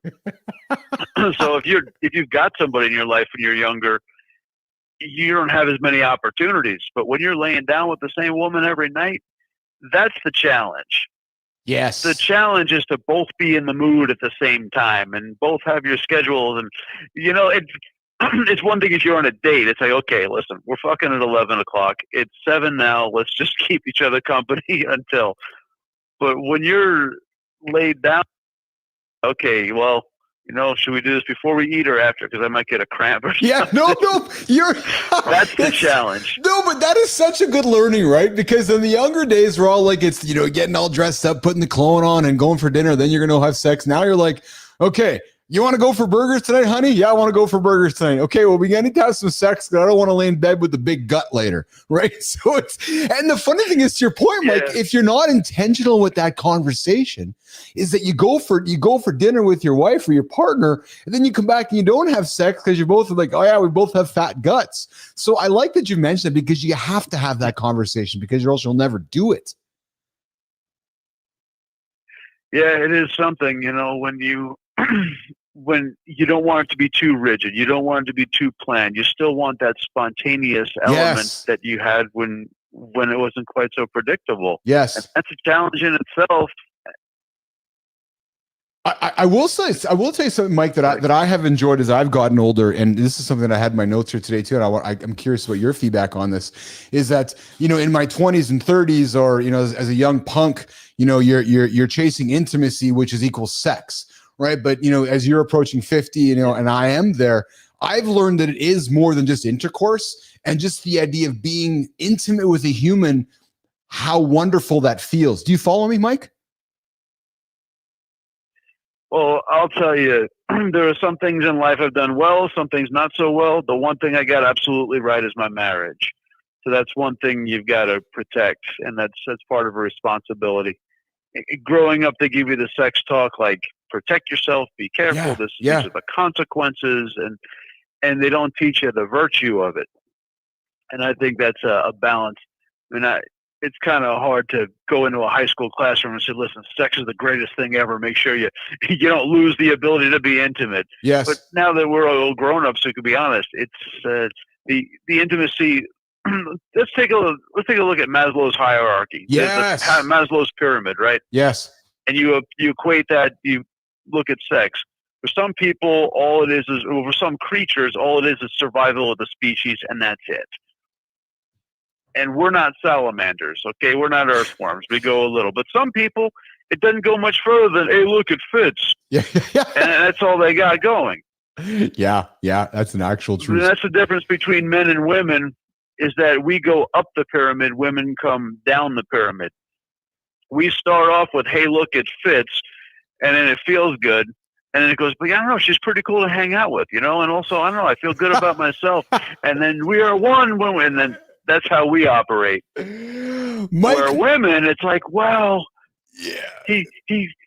our souls align and we connect, and it's just something I feel so good. But it's more than that, he's fun to hang out with, and something, it fits. Oh man, Mike McQuillan They work their way down. Dropping nuggets, man. Good time. If it fits, it ships. Mike McQuillan dropping nuggets here. Dude, I'm so grateful you joined the conversation here with me this morning.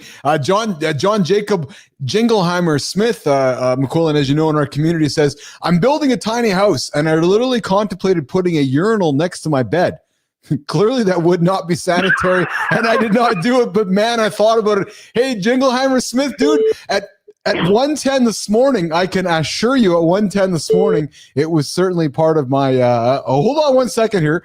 I see somebody, hold on. No, if that's you calling in, Lady Drew, I need you to hang tight for a quick second. I'm just having a chat here with Mike McQuillan. But I can tell you at 1:10 this morning when I got up for my own situation, McQuillan, I was wishing that the urinal was in my bed as well. Oh, come on. Listen, two things that have preserved my marriage. One is separate languages and the other is separate bathrooms. And, occasionally I'll take the luxury of, I'll aim center mass in that fucking water at all the windows all throughout the building, But usually you got to have, nothing kills intimacy more than your wife listening and you take a piss in the middle of the night. Come on, have some decency. So you know what, McQuillan? Maybe that's the best way to end this chat, right? Because the sex talk no one gave you what every man needs to know. Yes, you need separate bathrooms as you get older because that might be the best way to stay intimate, Mike McQuillan, with the separate bathroom. Right, brother? You got it. Love it, man. All right, pal. Listen, I really appreciate you joining the show. We got to get you back on here with the camera here sometime, but this is awesome. This is great. I'm really glad you took some time. And guys, you guys can also join the show any single time. 431-300-3005, just like Mike did. Mike's a longtime listener. We are a big fan of Mike. He's been on the show a few times. Mike, plug yourself, man. How can folks connect with you and plug what you're working on right now, pal? Of course. Well, tomorrow at 3 o'clock Eastern time is the speed networking that I co-host.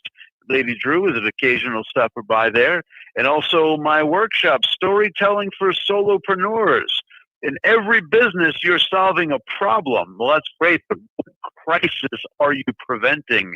Now, that is a story you need to tell your audience, create that urgency so they work with you. The 28th of August, look for it on LinkedIn. I'll put the post up today for the events. Keith, I'm going to invite you personally. Awesome. I appreciate it, brother. And hey, listen, if you want, I invite you to put that post up in the Mornings in the Lab community as well, so our community can see it and folks can see it, and we can do as best of a job as we can supporting you, okay? Because I want to make sure we're doing what we can to support you, as well as supporting everybody else in the community. So, guys, if you haven't connected with Mike McQuillan, please do. You can find him on LinkedIn. He's a superstar. He runs a fantastic business, and even better yet, he's a pretty fantastic human being as well. Mike, I appreciate you, brother. Thanks, Keith. Much appreciated. All right. McQuillan's out of here, guys. We're going to keep the show rock and rolling here. We got Mike Papacoda joining us here in a few moments. Before we do that here, let's see if we can bring Grok back into the conversation. Grok, are you still there?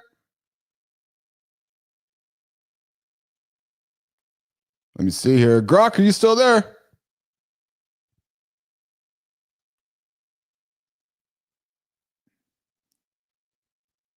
Grok? Oh, hold on. We got somebody else phoning the hotline here. Looks like it's Lady Drew. Good morning, Lady Drew here. Is that you this morning on the show? Yeah, I try to keep it short. Mike, you're a fantastic gentleman. I'm glad that there's still gentlemen out there. And says Keith and a lot of you. How's Drew today? What's going on, Drew? Oh, hey, I didn't mean to interrupt. I thought I'd be put on hold, but good morning, everyone. Blessed be. Mike, you're a fantastic gentleman, along with Keith and Johnny and all of them. Just want to add to sex. One thing people have got to realize with sex and making love, yes, is there is a difference. It's because you find somebody attractive you have sex with, that does not mean that they are in love with you. So always learn the difference and make sure you keep your boundaries with it and enjoy both. Yes. And I'm 62 years young, honey. I will never be old. I still enjoy both. Keep yourself healthy, and then you can enjoy it even more. Awesome. I love you all. Keith, I hope you're doing fantastic. Johnny and his family as well. All of y'all have a wonderful day. Drew, I appreciate you, and I appreciate that nugget. Drew is right. It's, sex and making love are two different terms. So, and then as we get older, when we're hitting our 30s and 40s and 50s, maybe love and intimacy becomes a little more important. Here's the thing. I hope when people get older, they learn how to do both better and learn how the deep meaning of it is. Yes. Anyway, thank you for your time, and I'll continue being here watching y'all. I appreciate you. Lady Drew Boger joining us this morning from the Carolinas on the Mornings in the Lab hotline. Every single day we get after it here on the show. 431-300-3005. Coming up in a moment, we got Mike Papacoda. We celebrated him a few weeks ago in the Community Corner. He's the author of Unreplaceable, The Fight to Keep Leadership Human in the Age of AI. He created the concept of narrative intelligence, the ability to shape, hear, and shift stories to lead with impact. And he's a senior learning and development manager at Cox Communications since 2016. Guys, the core topic of our discussion today is teaching leaders how to develop human skills that AI can't replicate. Focus on storytelling, emotional intelligence, and authentic connection and leadership. Before we bring Mike in, I'm going to get to the comments here. I see that we got Bernard. I know it's been a week or so, but I had a good phone call today, and my developers looking forward to our merch call and work with you on common ground. You both share. I appreciate that, Bernard. And hey, guys, I invite you guys to check out the community, the Mornings Lab community on the channel. I dropped some content over there yesterday. Hey, guys, I dropped a wonderful little ad. And then what I did is I took the prompt of that ad and I put it behind in the Mornings in the Lab community. So I got a little task for you guys. If you guys want to create your own ad, you take that ad I put in there, modify it to yourself, get into Google Gemini or Google Veil or any of the video platforms and create your own ad. So if you guys are a member of the community, I've been putting stuff behind the paywall all weekend. Matt Roof and I did a 1 hour sit down on Friday called Maddie, what do we call it? Behind the scenes or something in the lab. The lab behind the scenes or the lab after hours. I can't remember what the hell it was.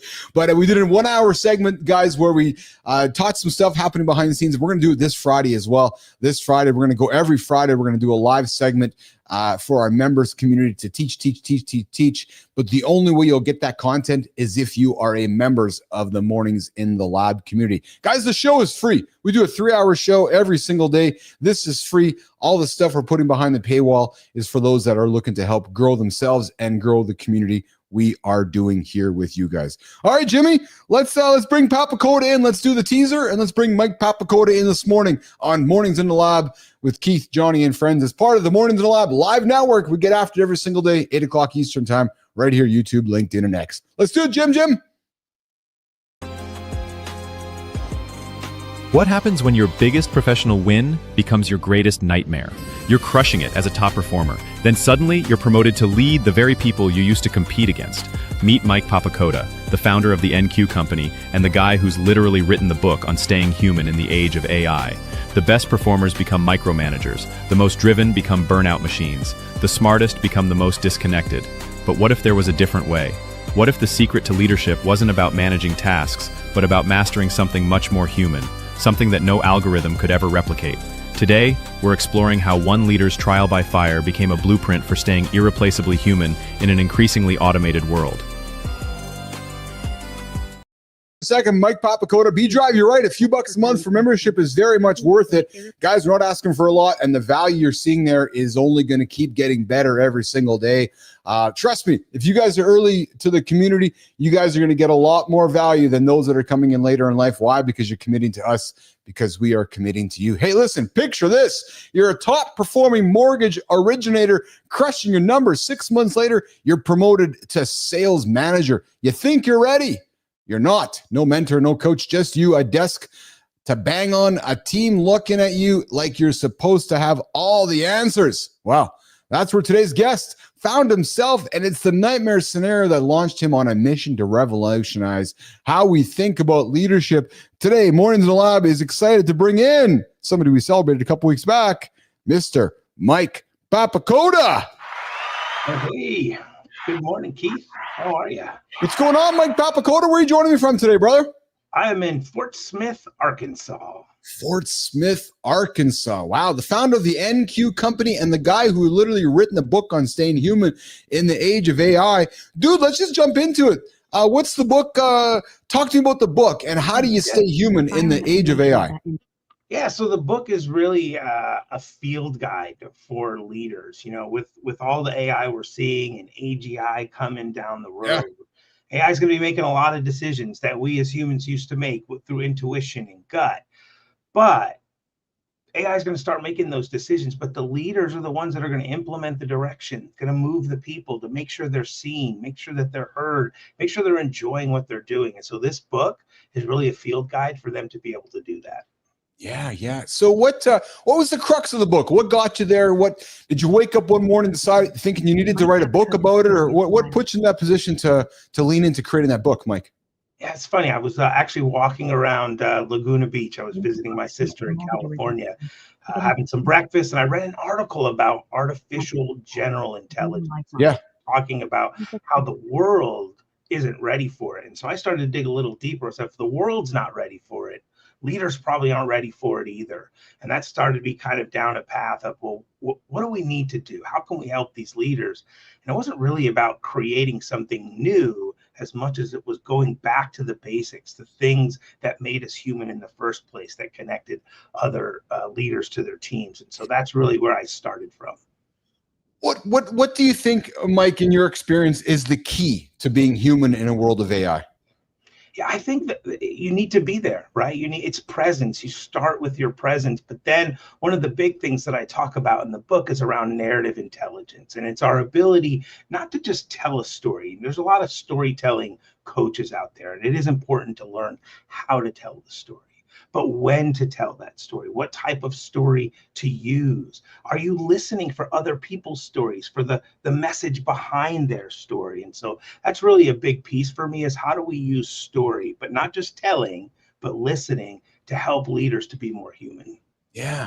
Let's talk about narrative intelligence, Mike. How is it different from emotional intelligence, and why should leaders care about another Q quotient to worry about? Yeah, we've got a lot of Qs, right? IQ, EQ, SQ. The thing about narrative intelligence, it's more than just. So with empathy, you're talking about feelings, right? You're connecting with other people's feelings. With narrative intelligence, you're shaping their world through your stories, or you're helping them to find their story. Are they telling the right story? Are they telling themselves a story that's no longer serving them? Right there, it's a different time and a different place. And so what does that story need to look like? So it's really about leaders being intelligent around the use of story, not just telling it, understanding people's stories, looking for messages behind that. And that's what makes the difference between your emotional intelligence or your IQ or even your social intelligence from NQ. Do many folks talk about or think about NQ, or not until you bring it up with them? Yeah, so a lot of times the question is, Mike, what is NQ? They've never heard of it. And so narrative intelligence as a field itself is very young. It's very emerging. But I do think as we get deeper into the AI world, and AI is, kind of making decisions and pointing us in directions and giving us answers, as people, the thing that connects us are stories. That's like through all time. And so we really need to help our leaders understand the intelligence behind narrative. Yeah. Is it just me, or does everybody seem like they're an AI expert today?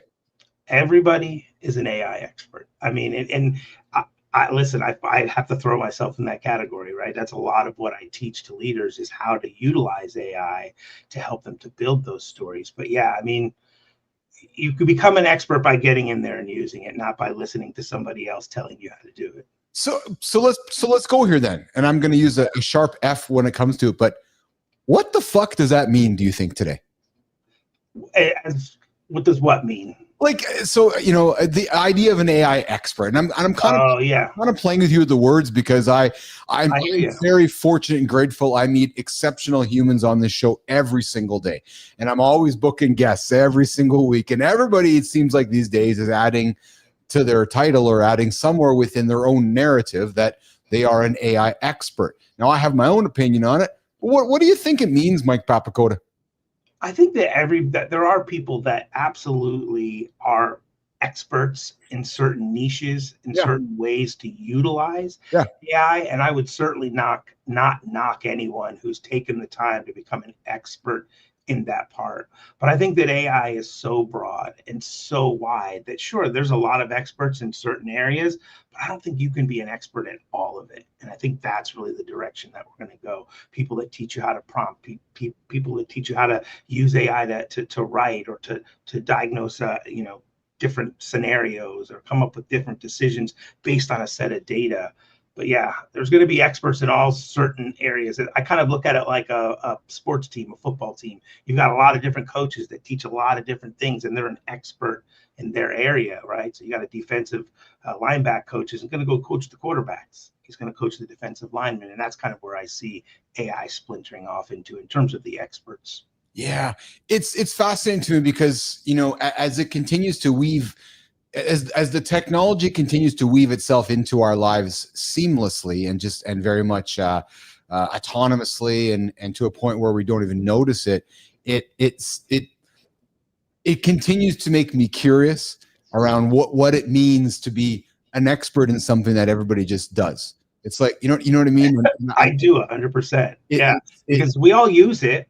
Yes. It's like cooking though, right? I mean, I'm a pretty good cook and I can cook a lot of different varieties, but I know there's somebody out there that can cook Italian way better than me because they're an expert in Italian cuisine. Well, and I feel like AI is probably about the same thing. And you just got to be specific about what are you good at? This is my area of AI. But don't try to take the whole thing on, because then you sound watered down and like everybody else. Well, you sound like a bullshitter, and it's funny because we have a professional bullshitter professor in our community here, John Petrocelli, and he's a professor of bullshitting actually, and he studies bullshitting. So it's awesome because we've had this conversation around people who think they know about something, but when in reality you listen to them closely, they're just bullshitting you because they actually don't know what the hell they're talking about, right? So let's continue leaning into leadership. Mike Papacoda joining us this morning from Fort Smith, Arkansas. You say that only 6% of Gen Z wants to be leaders. Yeah. If you could redesign leadership from scratch to make it attractive to the other 94%, what's the first thing you'd eliminate, Mike Papacoda? I would eliminate this idea that being a leader means that you have to be on 24/7. Because I think as new leaders step into that role, they're like, I have to be able to answer my team no matter when they ask me a question, no matter what time it is. I need to respond to my boss. And when you get caught in that loop, that 24/7 loop where you never turn it off, burnout is going to happen. So teaching these leaders that there is truly a work-life balance in leadership, just like in every other role, you don't have to kill yourself. I don't agree with you. Okay. Yeah, I don't agree with you at all, actually. I'm vehemently 100% disagree with everything you just said. So I don't believe life has balance. I believe if you want to have success, there is no balance. And it's about leveraging, it's about leveraging time and leveraging moments in life. I do believe being a leader is a 24/7 thing. I do believe being a leader is who you are as a human. You don't take time off. It's not 8 hours a day. It is 24 hours a day. I do believe that being a leader is not having all the answers, but I do believe being a leader is not something you separate from yourself as a human, that if you're a leader, you're a leader. It's not, I'm going to be a leader just part of my life. No, you're a fucking leader, man. You are a leader. Now lean into it. And let me help I do agree with you. You're always a leader. Yes. What is not always required is for you to be in work 24/7.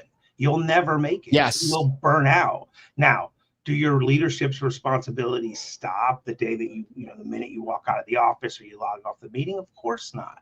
That's not really what I was saying. What I'm saying is you have to take time as a leader to rest. Yes.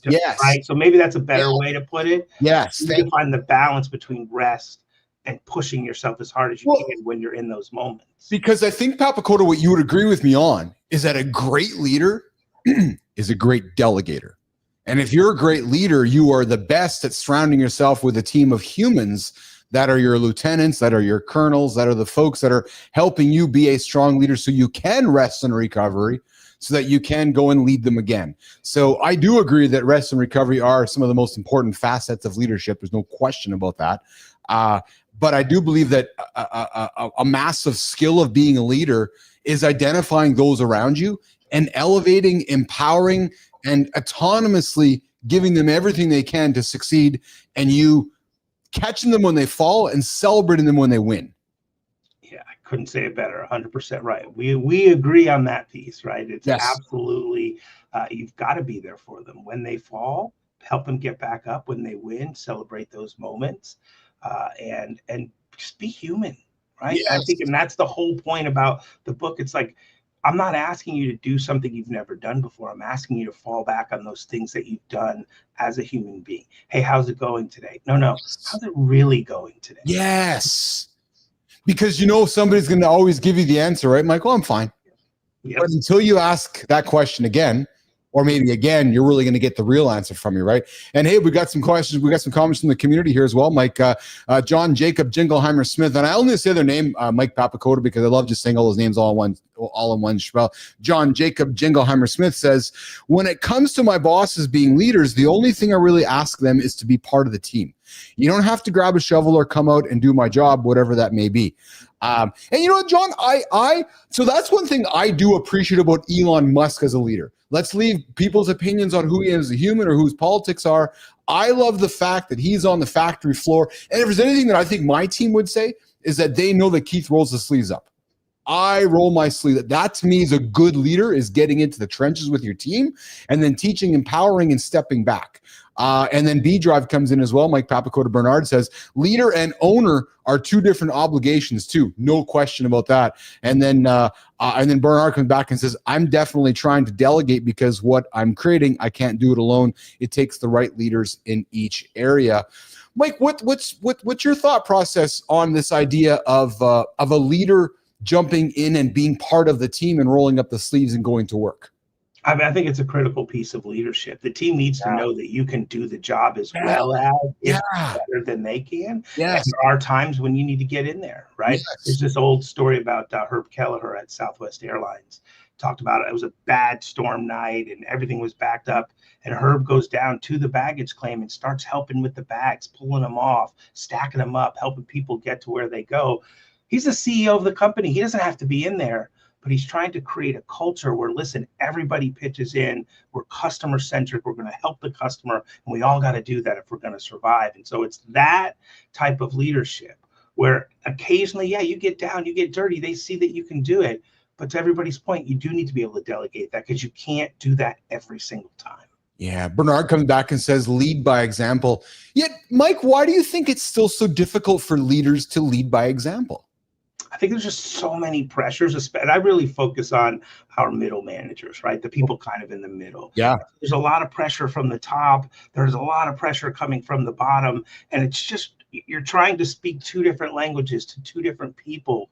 And it gets very hard to answer the executives and then be the person you need to be for your team. And so what we try to teach leaders to do, especially at the NQ company, is to balance that, like to authentically be yourself, but do it in a way where people understand you, where your communication is solid. They know where you're coming from. They can relate to what you're talking about. And that's where story comes in, the ability to use story to make that connection. We're hanging out with Mike Papacoda, the founder of the NQ company and the author of Unreplaceable, The Fight to Keep Leadership Human in the Age of AI. Hey, Mike, you help leaders tell better stories. You've mentioned storytelling a number of times on the show, and I love that because I think storytelling is what sets, winning apart from losing. What's the worst business story or analogy you've ever heard someone use, and why did it fail so spectacularly?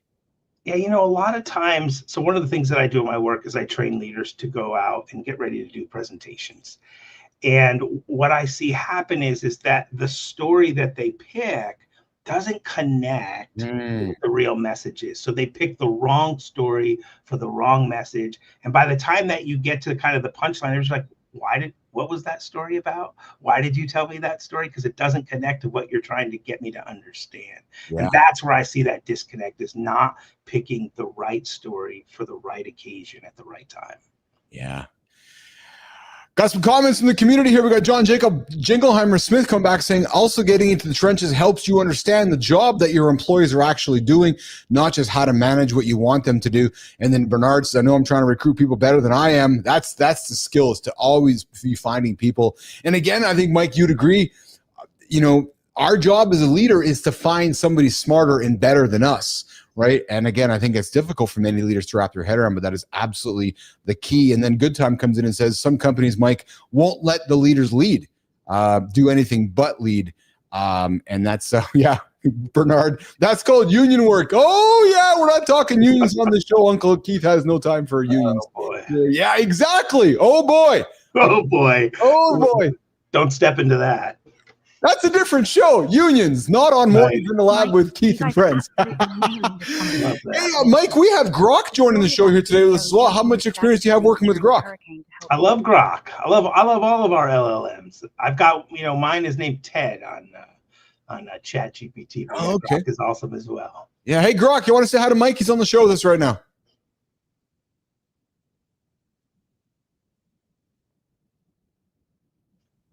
Hey, Mike. Great to hear you're loving the LLM and giving me a 10 out of 10 on the chat vibes.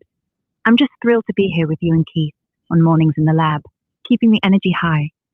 Keith, you and Mike are killing it with this leadership talk, loving the storytelling angle.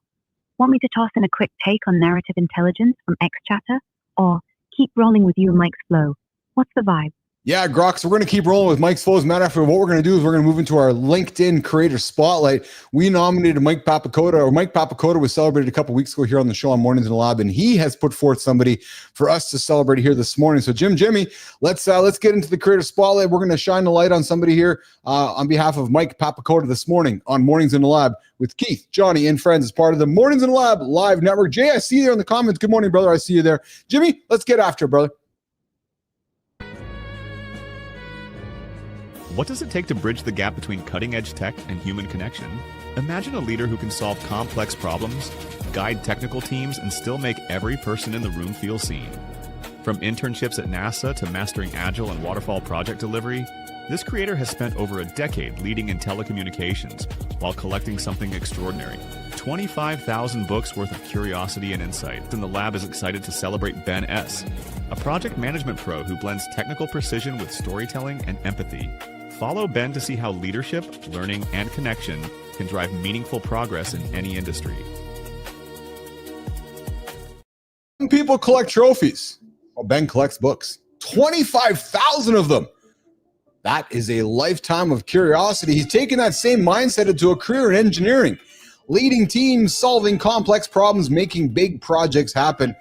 What stands out about Ben is not just the technical skill, it's the empathy, the way he builds trust, and how he makes people feel valued. Mike, you nominated Ben for Mornings in the Lab Creator Spotlight. Let's hear, brother. Why are we celebrating him here today? Well, listen, Ben, outside of all of the content that he produces around AI and people, has been one of the biggest supporters of my page, and really as I've tried to build my business. And so I'm so appreciative of his, just that collaborative mindset that he has, and really trying to put everybody else forward, which you see in all of his work, and you'll see that in his post as well. So I appreciate you taking the time to give him that spotlight, because he certainly deserves it. Ben, we celebrated Mike, and here's how it works. We said, hey, Mike, love to have you in the show to get to know you and get to know your business and learn a little more about you. He's like, yeah. Like, as a result of that, I want to give you the Creator Spotlight so we can shine on somebody in his world. So Mike decided to nominate you, Ben. And here's how it works, Ben. We'd love to have you now on the show, just like I did with Mike. And when you come on the show, Ben, you can do just like Mike, and you can celebrate somebody, nominate somebody in your world, so we can continue to celebrate and create this segment, this wonderful segment of just shining light on great humans out there. It's part of Community Corner right here on the Creator Spotlight, right here on Mornings in the Lab with Keith, Johnny, and friends. Yes. Papacoda, what do you got going on today, brother? Man, I'm going to be doing a workshop for one of our groups here on leading with an owner's mindset. So I'm pretty excited to roll that out. And then, yeah, just as things come in, helping people out. Going to spend some time with my dog today. She's not feeling that great, so got to give her some loving, And yeah, that's the day today. Dude, you know what? Thank you for sharing that last part. Because I love my dogs, and the fact that you intentionally said to me that I'm going to spend some time with my dog today, that comment moves me, and I'll tell you why. Because I do the same thing. I love spending time with my dogs, and I bring it up because I think many of us take it for granted and don't talk about it. Yeah, I love my dogs. Love spending time with them. I'm the same way. We've got several routines. Saturdays is Pup Cup at Starbucks. So we take a ride in the car to Starbucks. Nice. She's a 6-pound Maltipoo, so she sits right on my lap. Yeah. I was just thinking the other day just about how much comfort and love and support they give you without ever saying a word. You're their person and you know it without a doubt. And I love that. Dude, I'll tell you a crazy story, man. If you got a quick minute for me here. So I got an English Bulldog and I got a Pomeranian, and the Pom was a little bit out of sorts here on the weekend, and I couldn't figure it out. And as she was trying to go for her shit yesterday, I realized that her butthole. Sorry, guys, drinking coffee this morning, having breakfast, but her butthole had a bunch of hair caught up, and she actually could not pass her shit because it was all caught up and it was stopped and it was plugged. So we had to do a little bit of hair cutting to free the zone there, but it was just one of those moments for her, and I felt bad for her. I just felt bad for her because I was not doing my job taking care of her. But I love our animals. It's such a big part of our life, right? 100. She sits next to my desk all day long, and I can just look over at any time and see her there, smiles back at me. So yeah, it brings a lot of joy for sure. That's awesome. Mike, where can folks connect with you, find you, engage with you, and do some work with Mike Papacoda? Yeah, just visit me on my LinkedIn page, or you can go to the business page, which is the nqcompany.com. But I'm most active on LinkedIn. I'd love to connect with some more folks, just to kind of learn from them and just be a part of the LinkedIn community. And I just want to say thank you to you, Keith, for bringing me on and giving me an opportunity to talk about the things that I'm passionate about. I appreciate it. Hey, we surprised you with this thing a few weeks ago. What did you think of that? I loved it. It was on that day, the best thing that happened to me that day. Thank you. I think as a creator, just as a person, when you have somebody acknowledge the work that you're doing and say, hey, look, this person's making a difference, it helps. It helps you to keep moving forward, because being a solo entrepreneur, as they say, it can be hard. There's a lot of doubts, a lot of questions. Am I doing this right? And so to have somebody that you don't know just say, hey, and now that I know the process, means somebody must have nominated me, so that you take it to that next level of building confidence, and that's what you're doing. So thank you. Well, so I'll tell you. There's three ways. There's 3 ways somebody can get on our show. 3 ways, Mike Papacoda. 3 ways. 3 ways. One way, we find you and nominate you, because we're like, oh, that guy's making some great shit. And that was how you got on the show, because all right, stuff, and I like what you're putting out there. I'm like, oh, we got to see if we can get Mike on the show. And then the second way is, somebody can nominate you. And then the third way is, you pull out the old Visa and you pay. Yeah, what the hell? Yeah. So, now we're building a big morning show platform here on Mornings in the Lab. We get after it every single day here at 8 o'clock Eastern time. Now that you've been in the lab as a guest, you're now part of the Mornings in the Lab alumni. And what that means to you is that if you got something you want to promote, talk about, share with our community, I invite you to come give me a call, 431-300-30, just like Mike McQuillan did. Yeah. And or just come jump into the community. We get after every single day here. So I appreciate you, man. Come back again sometime, okay? Absolutely. I'll be looking forward to the invite. Thanks so much. Have a great day. You too. All right, Mike Papacoda jetting out of here this morning on Mornings in the Lab. And we are going to reset here. Just taking a look in the notes here. Good time. Do I take checks?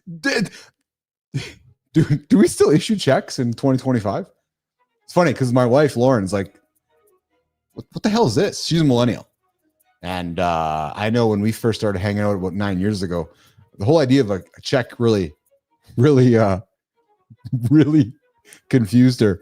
Hey, B Drive, Grok is working fine. I think what sometimes the challenge has here is it might be in the setup. So I don't know if actually Grok is sleeping or if Grok is it's just the way that the technical setup is here in the lab, where there might be sometimes some latency from when my voice goes from here, through all the connections and through the internets to right here on my phone. Let's see. Hey, Grok, are you there? Can you hear me okay? I'm right here, Keith. Yeah. So loud and clear. What do you, Grok? What's do you have any lag or latency right now, or are you in a good place with me right now?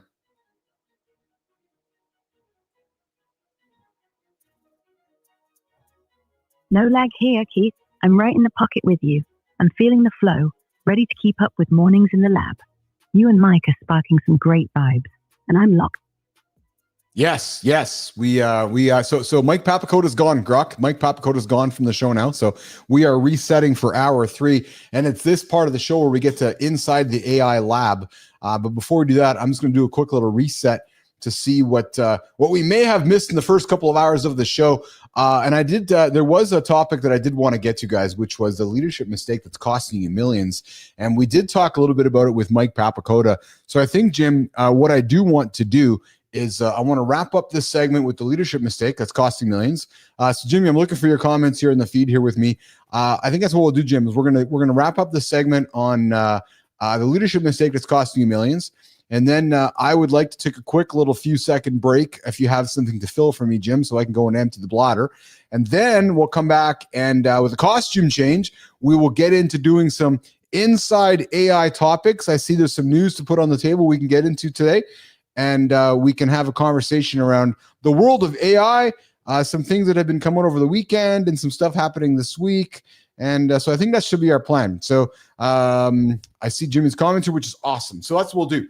So Jimmy, here's what we'll do, pal. Let's do the morning focus right now with the folks. We'll get into leadership discussion, and then we'll do a quick little 60-second, 90-second reset, empty bladder, and come back and we'll get into inside the AI lab.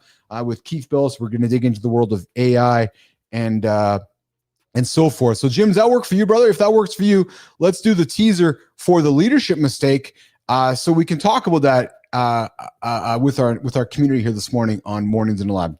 Jimmy, do you have that teaser for the leadership mistake? Let's get after it if you do. What if the way you're trying to earn respect is actually destroying it? There's a leadership approach that most executives think makes them stronger, but it's quietly bankrupting their influence and their bottom line. Every day, leaders across the globe are making a fundamental mistake that costs companies millions in lost productivity, innovation, and talent retention. They're confusing two completely different concepts, and this confusion is creating teams that underperform by massive margins. But here's what the most effective leaders understand. There's a simple shift in approach that can transform team dynamics overnight, rebuild authentic influence, and directly impact your organization's financial performance. The question isn't whether you can afford to make this change, it's whether you can afford not to. Leadership, Jimmy, thanks, brother. Yes, we're going to do leadership. And then you're right, Jim. We'll do leadership. We'll do the creator spotlight in the community corner before we get to the inside the lab on hour 3 here. So thank you for that. Thank you for nudging me in the right direction here. We got producer Jimmy on the buttons, keeping us going here in the right direction here, guys. Behind the scenes, in front of the scenes, every single day here on Mornings in the Lab. All right, the leadership mistake that's costing you guys millions and your team's respect. I'm going to share some of my personal experiences in this. Why? Because that's what the world wants right now as we work in a world of new digital media. It's called EAT. Experience, expertise, authority, trust, and we're adding an E. Myself and Roof, you're adding E. It's got to be entertaining as well, guys. A lot of boring content out there. So let's get into a conversation around leadership. Ears up in the community, guys. We talked a little bit about it with Mike Papacoda.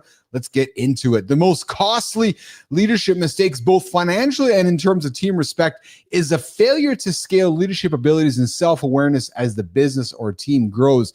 This potentially could manifest yourself in several interrelated behaviors and strategic missteps. Number 1, guys, scaling yourself too slowly. Listen, I experienced this myself as I was growing ICUC. When a leader fails to grow and delegate authority in step with business expansion, what happens is you, Mr. Leader, you, Mrs. Leader, you quickly become the bottleneck. Decisions, can't even speak. Decisions stagnate. Yes, top talent leaves. Execution suffers and competitive opportunities slip away.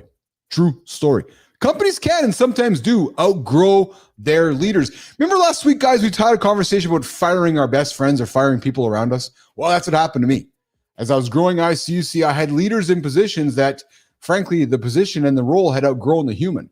right? So it was my job as the leader to make those changes. And the cost can be measured in missed business wins, lost productivity, and even millions in value or revenue that slip away unnoticed until it is absolutely too late. So one of the hardest decisions that you will make is identifying when your leader is not keeping up with the growth of the company and then having to make that decision. Number 2, guys, failing to delegate and empower your teams.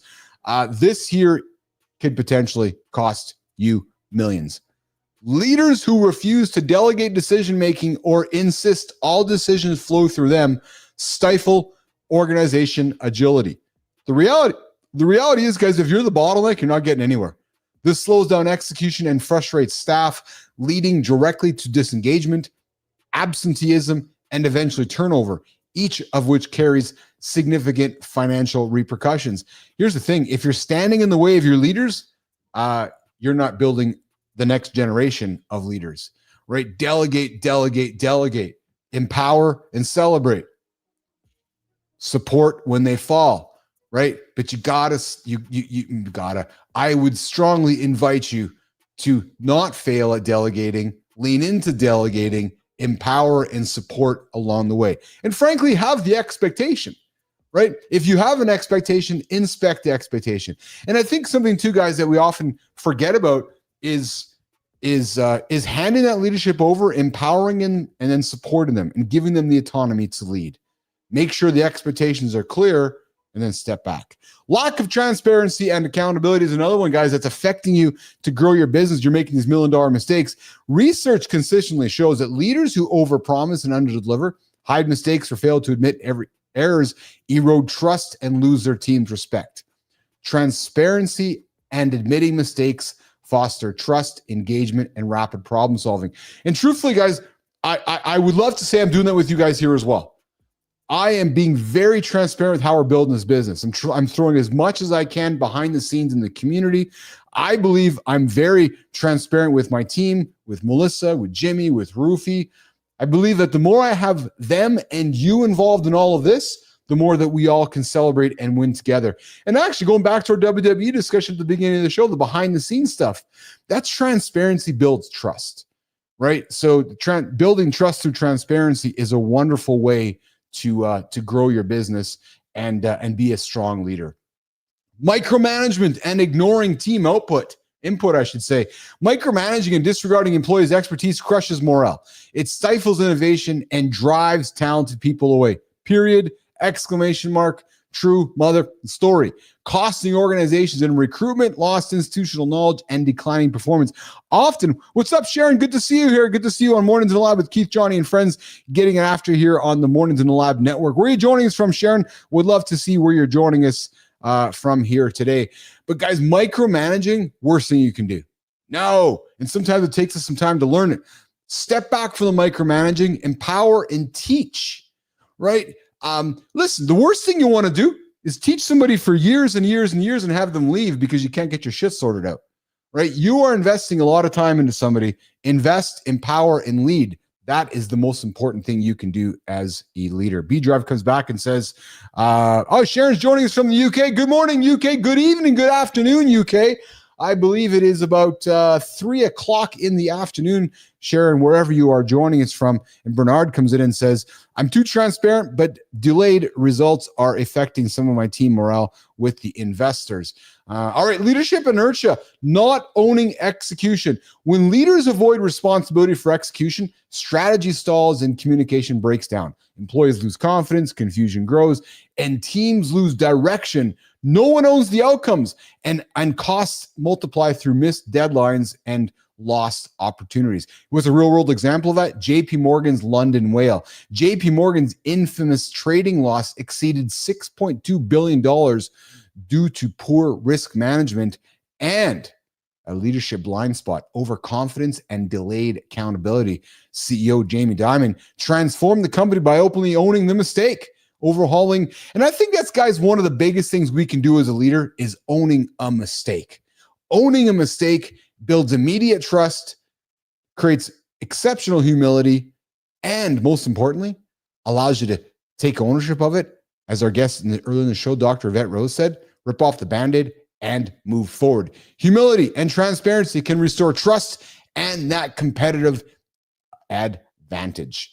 All right, guys. Okay, so we're talking leadership here today on the show here. The key insight here is leadership that fails to adapt, empower, and own its mistakes will inevitably cost millions, sometimes billions, in lost opportunity, talent, and respect. The path to lasting success starts with humility, trust, self-awareness, and scaling leadership at the same pace as organizations grow. All right, there's our leadership discussion this morning on the Morning Focus on Mornings in the Lab with Keith, Johnny, and friends. Okay, let's get to the community corner, Jimmy. Let's get to the segment of the show.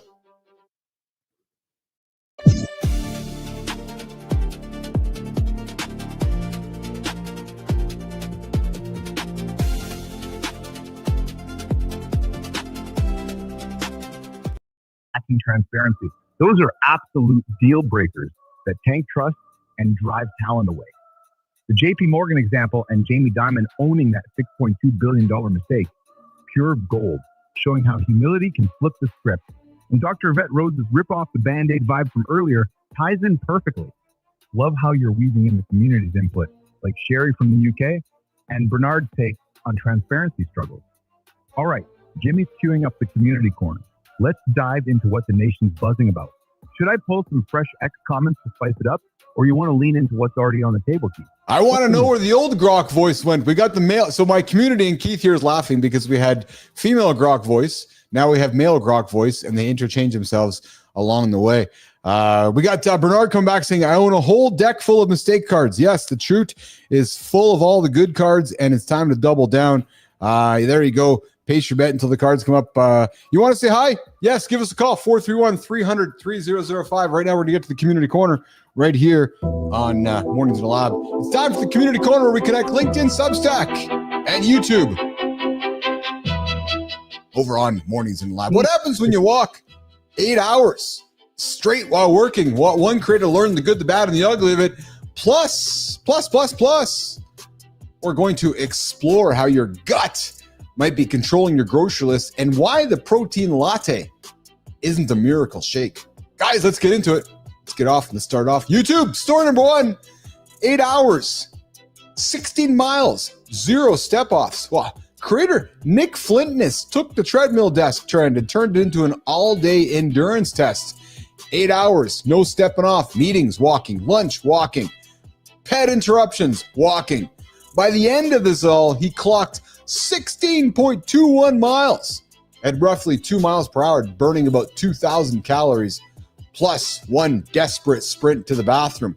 His secret weapon? Caffeine snacks and Zoom face training to hide the bounce. What's the takeaway, guys? A treadmill desk can double your daily step count without leaving the office. But guys, the recovery is real. Ergonomics, stretch breaks, and hydration are non-negotiable. Over to you guys. Is this a brilliant or stupid idea? I have my opinion. I think it's a fucking pretty stupid idea. Yep, true story. I think the desk treadmill, honest to God, if you can't fucking get up from your desk and go for a walk, so instead you're going to put a fucking sitting treadmill underneath your desk so you can sit on your ass and move your feet? Honestly, really? That's like a recumbent fucking bike. You guys know those recumbent bikes? Yeah, I'm just sitting back here moving my fucking legs. Don't be fucking lazy. Don't be lazy. Get up, get after it, get off your ass, move your fucking legs. Sit. Listen, I'm all about talking meetings. I'm all about walking meetings. I'm all about getting on the treadmill and going for a walk. I'm all about that big time. Trust me on that one. It's this idea of sometimes these ridiculous hacks. It's like, I want to be lazy. I want to lay on the couch and move my legs. So I'm going to get a fucking couch treadmill. Yeah, perfect. Love that. All right, let's keep it moving to the next one. Let me see here. Just lost myself after my little rant. Just gonna keep myself going here. I don't know where the hell it is. Jimmy, let's do this, brother. Let's Jimmy. Let's do this. Let's go to the morning segment, Jimmy. Let's go to the morning show. You're absolutely killing it with energy. What's shaking, nation? It's time to get up and not hit that snooze button. You don't want to be 9 minutes behind the guy who did. $50 million later, still not famous enough. Guess I'll keep motherfucking with y'all. True story. Jobs and carbs, never touched either. Discipline, protein, and excuses crushed daily. Who's mumbling again? If you want me, call on a real phone. Butter-flavored kale muffins ready. Keith, haircut yet? Rise and shine, family. It's too early for your positivity, puppet. Never too early for protein. Wake up. There you have it, the world's most dysfunctional AI family. We are the morning.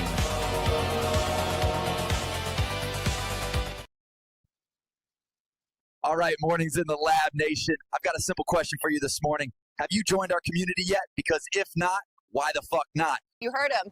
You can join the Live conversation right now. Call me 431-300-3005. Dude, did you say $50 million?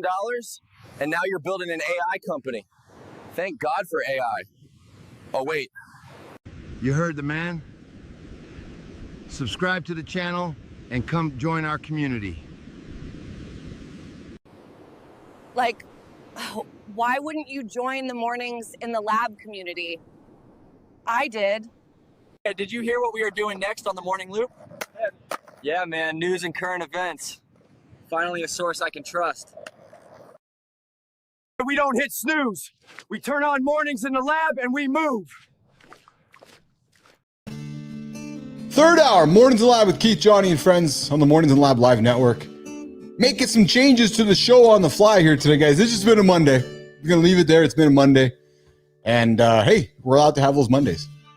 So we're just going to do a quick little jaunt so we can do a reset. Yes, we can do a reset for Tuesday and Wednesday and Thursday and Friday and Saturday and the rest of it all here. Hour 3 is where we roll up the sleeves. I take the old glasses off. Bring the business side. Good time, you were right. Sitting is the new smoking. Hour 3. Melissa, how's your back, kid? Hey, guys, heads up. Let's all be thinking about Melissa, producer Melissa. Back's driving her nuts yesterday. Hope her back. I bring it up because there's nothing like a fucking bad back. And with no innuendo on that, it's a killer, man. It's a kick in the ass when your back is driving you nuts. So I hope Melissa's feeling a little better today on her back. Guys, let's all give her some positive thoughts because that is a kick in the ass. All right, so hour 3 is we're going to roll up the sleeves and fire up the AI engine and see what happens when curiosity meets caffeine here. And this is Lab Intel, your behind-the-scenes feed on what's breaking, shifting, and disrupting in the world of AI, business, and tech. And it's on to the experiment files and so forth. But guys, let's just get into our first little segment here on some of the news happening here on the big show here this morning on Mornings in the Lab. All right, so first of all, number 1, Instagram dropped a big feature on Friday. Actually, I think I talked about this on Friday on the show here a little bit here, but Meta rolled out Instagram's new map feature last week, allowing users to share live locations and view friends' locations on a prominent map interface. Yes, and despite being opt-in by default, the feature caused immediate confusion and panic among users when they discovered their previous location tag posts were automatically plopped on the map. The backlash, swift, severe. Content creators calling for rollbacks due to stalking and harassment concerns. Instagram head Adam Asari admitted to confusion around the rollout and promised improvements early next week. Guys, I was also reading this morning that if you're using Instagram's Edits app, you will potentially deliver better results in the Instagram feed. They're giving some priority to folks using the Edits app over on Instagram. So if you're using Instagram, I invite you to use the Edits app to get some better performance. But this one here is a masterclass on how not to launch a location-based feature, and it reveals Meta's fundamental disconnect from creator safety concerns. I can tell you that location data, the most sensitive information creators share, literally physical safety. So Meta's decision to auto-populate this map with historical location data shows they prioritize engagement over user protection. If there's one thing we know about Meta, is they very much are a I'm sorry, ask for forgiveness later situation. It's exactly what the team at Meta always seems to do. Okay, let's get to the next one here, guys. All right. So having a hard time, guys, with the script here today, guys. Just apologies with this whole thing here. All right. Number 2, OpenAI, ChatGPT 5. Guys, was launched on Friday. Many people bitching and complaining about it. That missing 03, missing 04, and not happy with 05. I found it somewhat humorous that they stepped forward and put 5 out, and people are still wanting 3 and 4 back. So it's we talked about it on Friday. It's got PhD level intelligence, expertise, and so forth. All right, number 3 here, guys. No, not gonna get that one here. We're gonna go to yes. Okay. All right.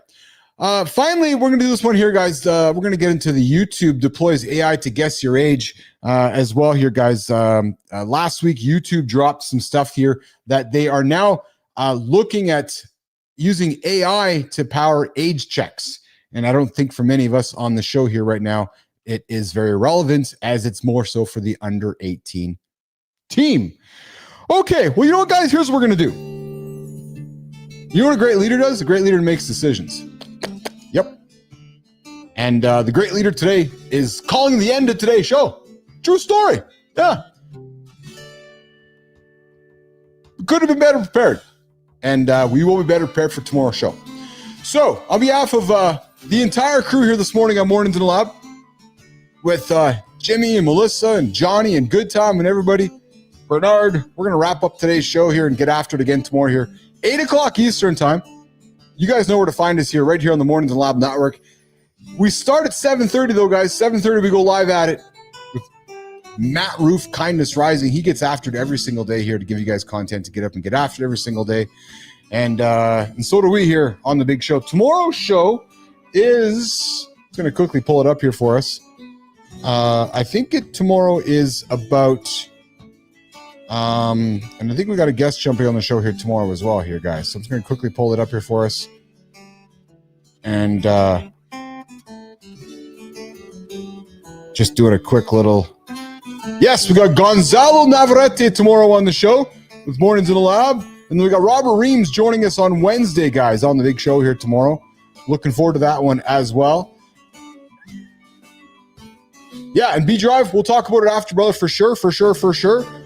That's exactly what we're going to do tomorrow on the big show. And I'm just doing a little quick, one more check here, guys. And then tomorrow, yes, oh yes, how I spent 50 grand on self-improvement and what actually worked. It's funny, I was putting together the story, and Carter was like, Carter's like, I'm like, Carts, did I spend 50 grand on self-improvement? He goes, Dad, look at the gym downstairs. I'm like, oh, right. Right, so that's gonna be the big discussion tomorrow. Is how we use 50 grand to in self-improvement in life. So, and here's what actually worked. All right, well, guys, listen, we're gonna wrap it up a little early here today. That's what we do here, and but we are back at it tomorrow, 8 o'clock, right here in the lab, Eastern time, LinkedIn, YouTube, and X. Guys, come see us in the community. Come see us in the Mornings in the Lab community. You know where to find us. When the show ends, you'll find us there, and then we're going to be back at it here in less than 24 hours right here in the lab. Okay, on behalf of the whole crew, back to you guys tomorrow. Mornings in the Lab. Lady Drew, Global, Bernard, we got John Jacob Jingleheimer says, people always like that question, what superpower would you like? I always answer, I wish I was like Stone Cold Steve Austin. When I put my hand in the air, a Coors Light would come out of nowhere. That's awesome. John Jacob Jingleheimer Smith, is that what it is? You put your hand up and the Coors Light comes out of here? You know what I could do, John Jacob? Actually, we could have some fun with that, John Jacob Jingleheimer Smith. I could see an ad. I can make an ad for you, man, an AI-powered ad where you put your hand up and you get the old Coors Light show up in your hand. That would be fun. All right, we'll see you guys tomorrow. We're going to get out of here. Have a good one, guys. The lab's done.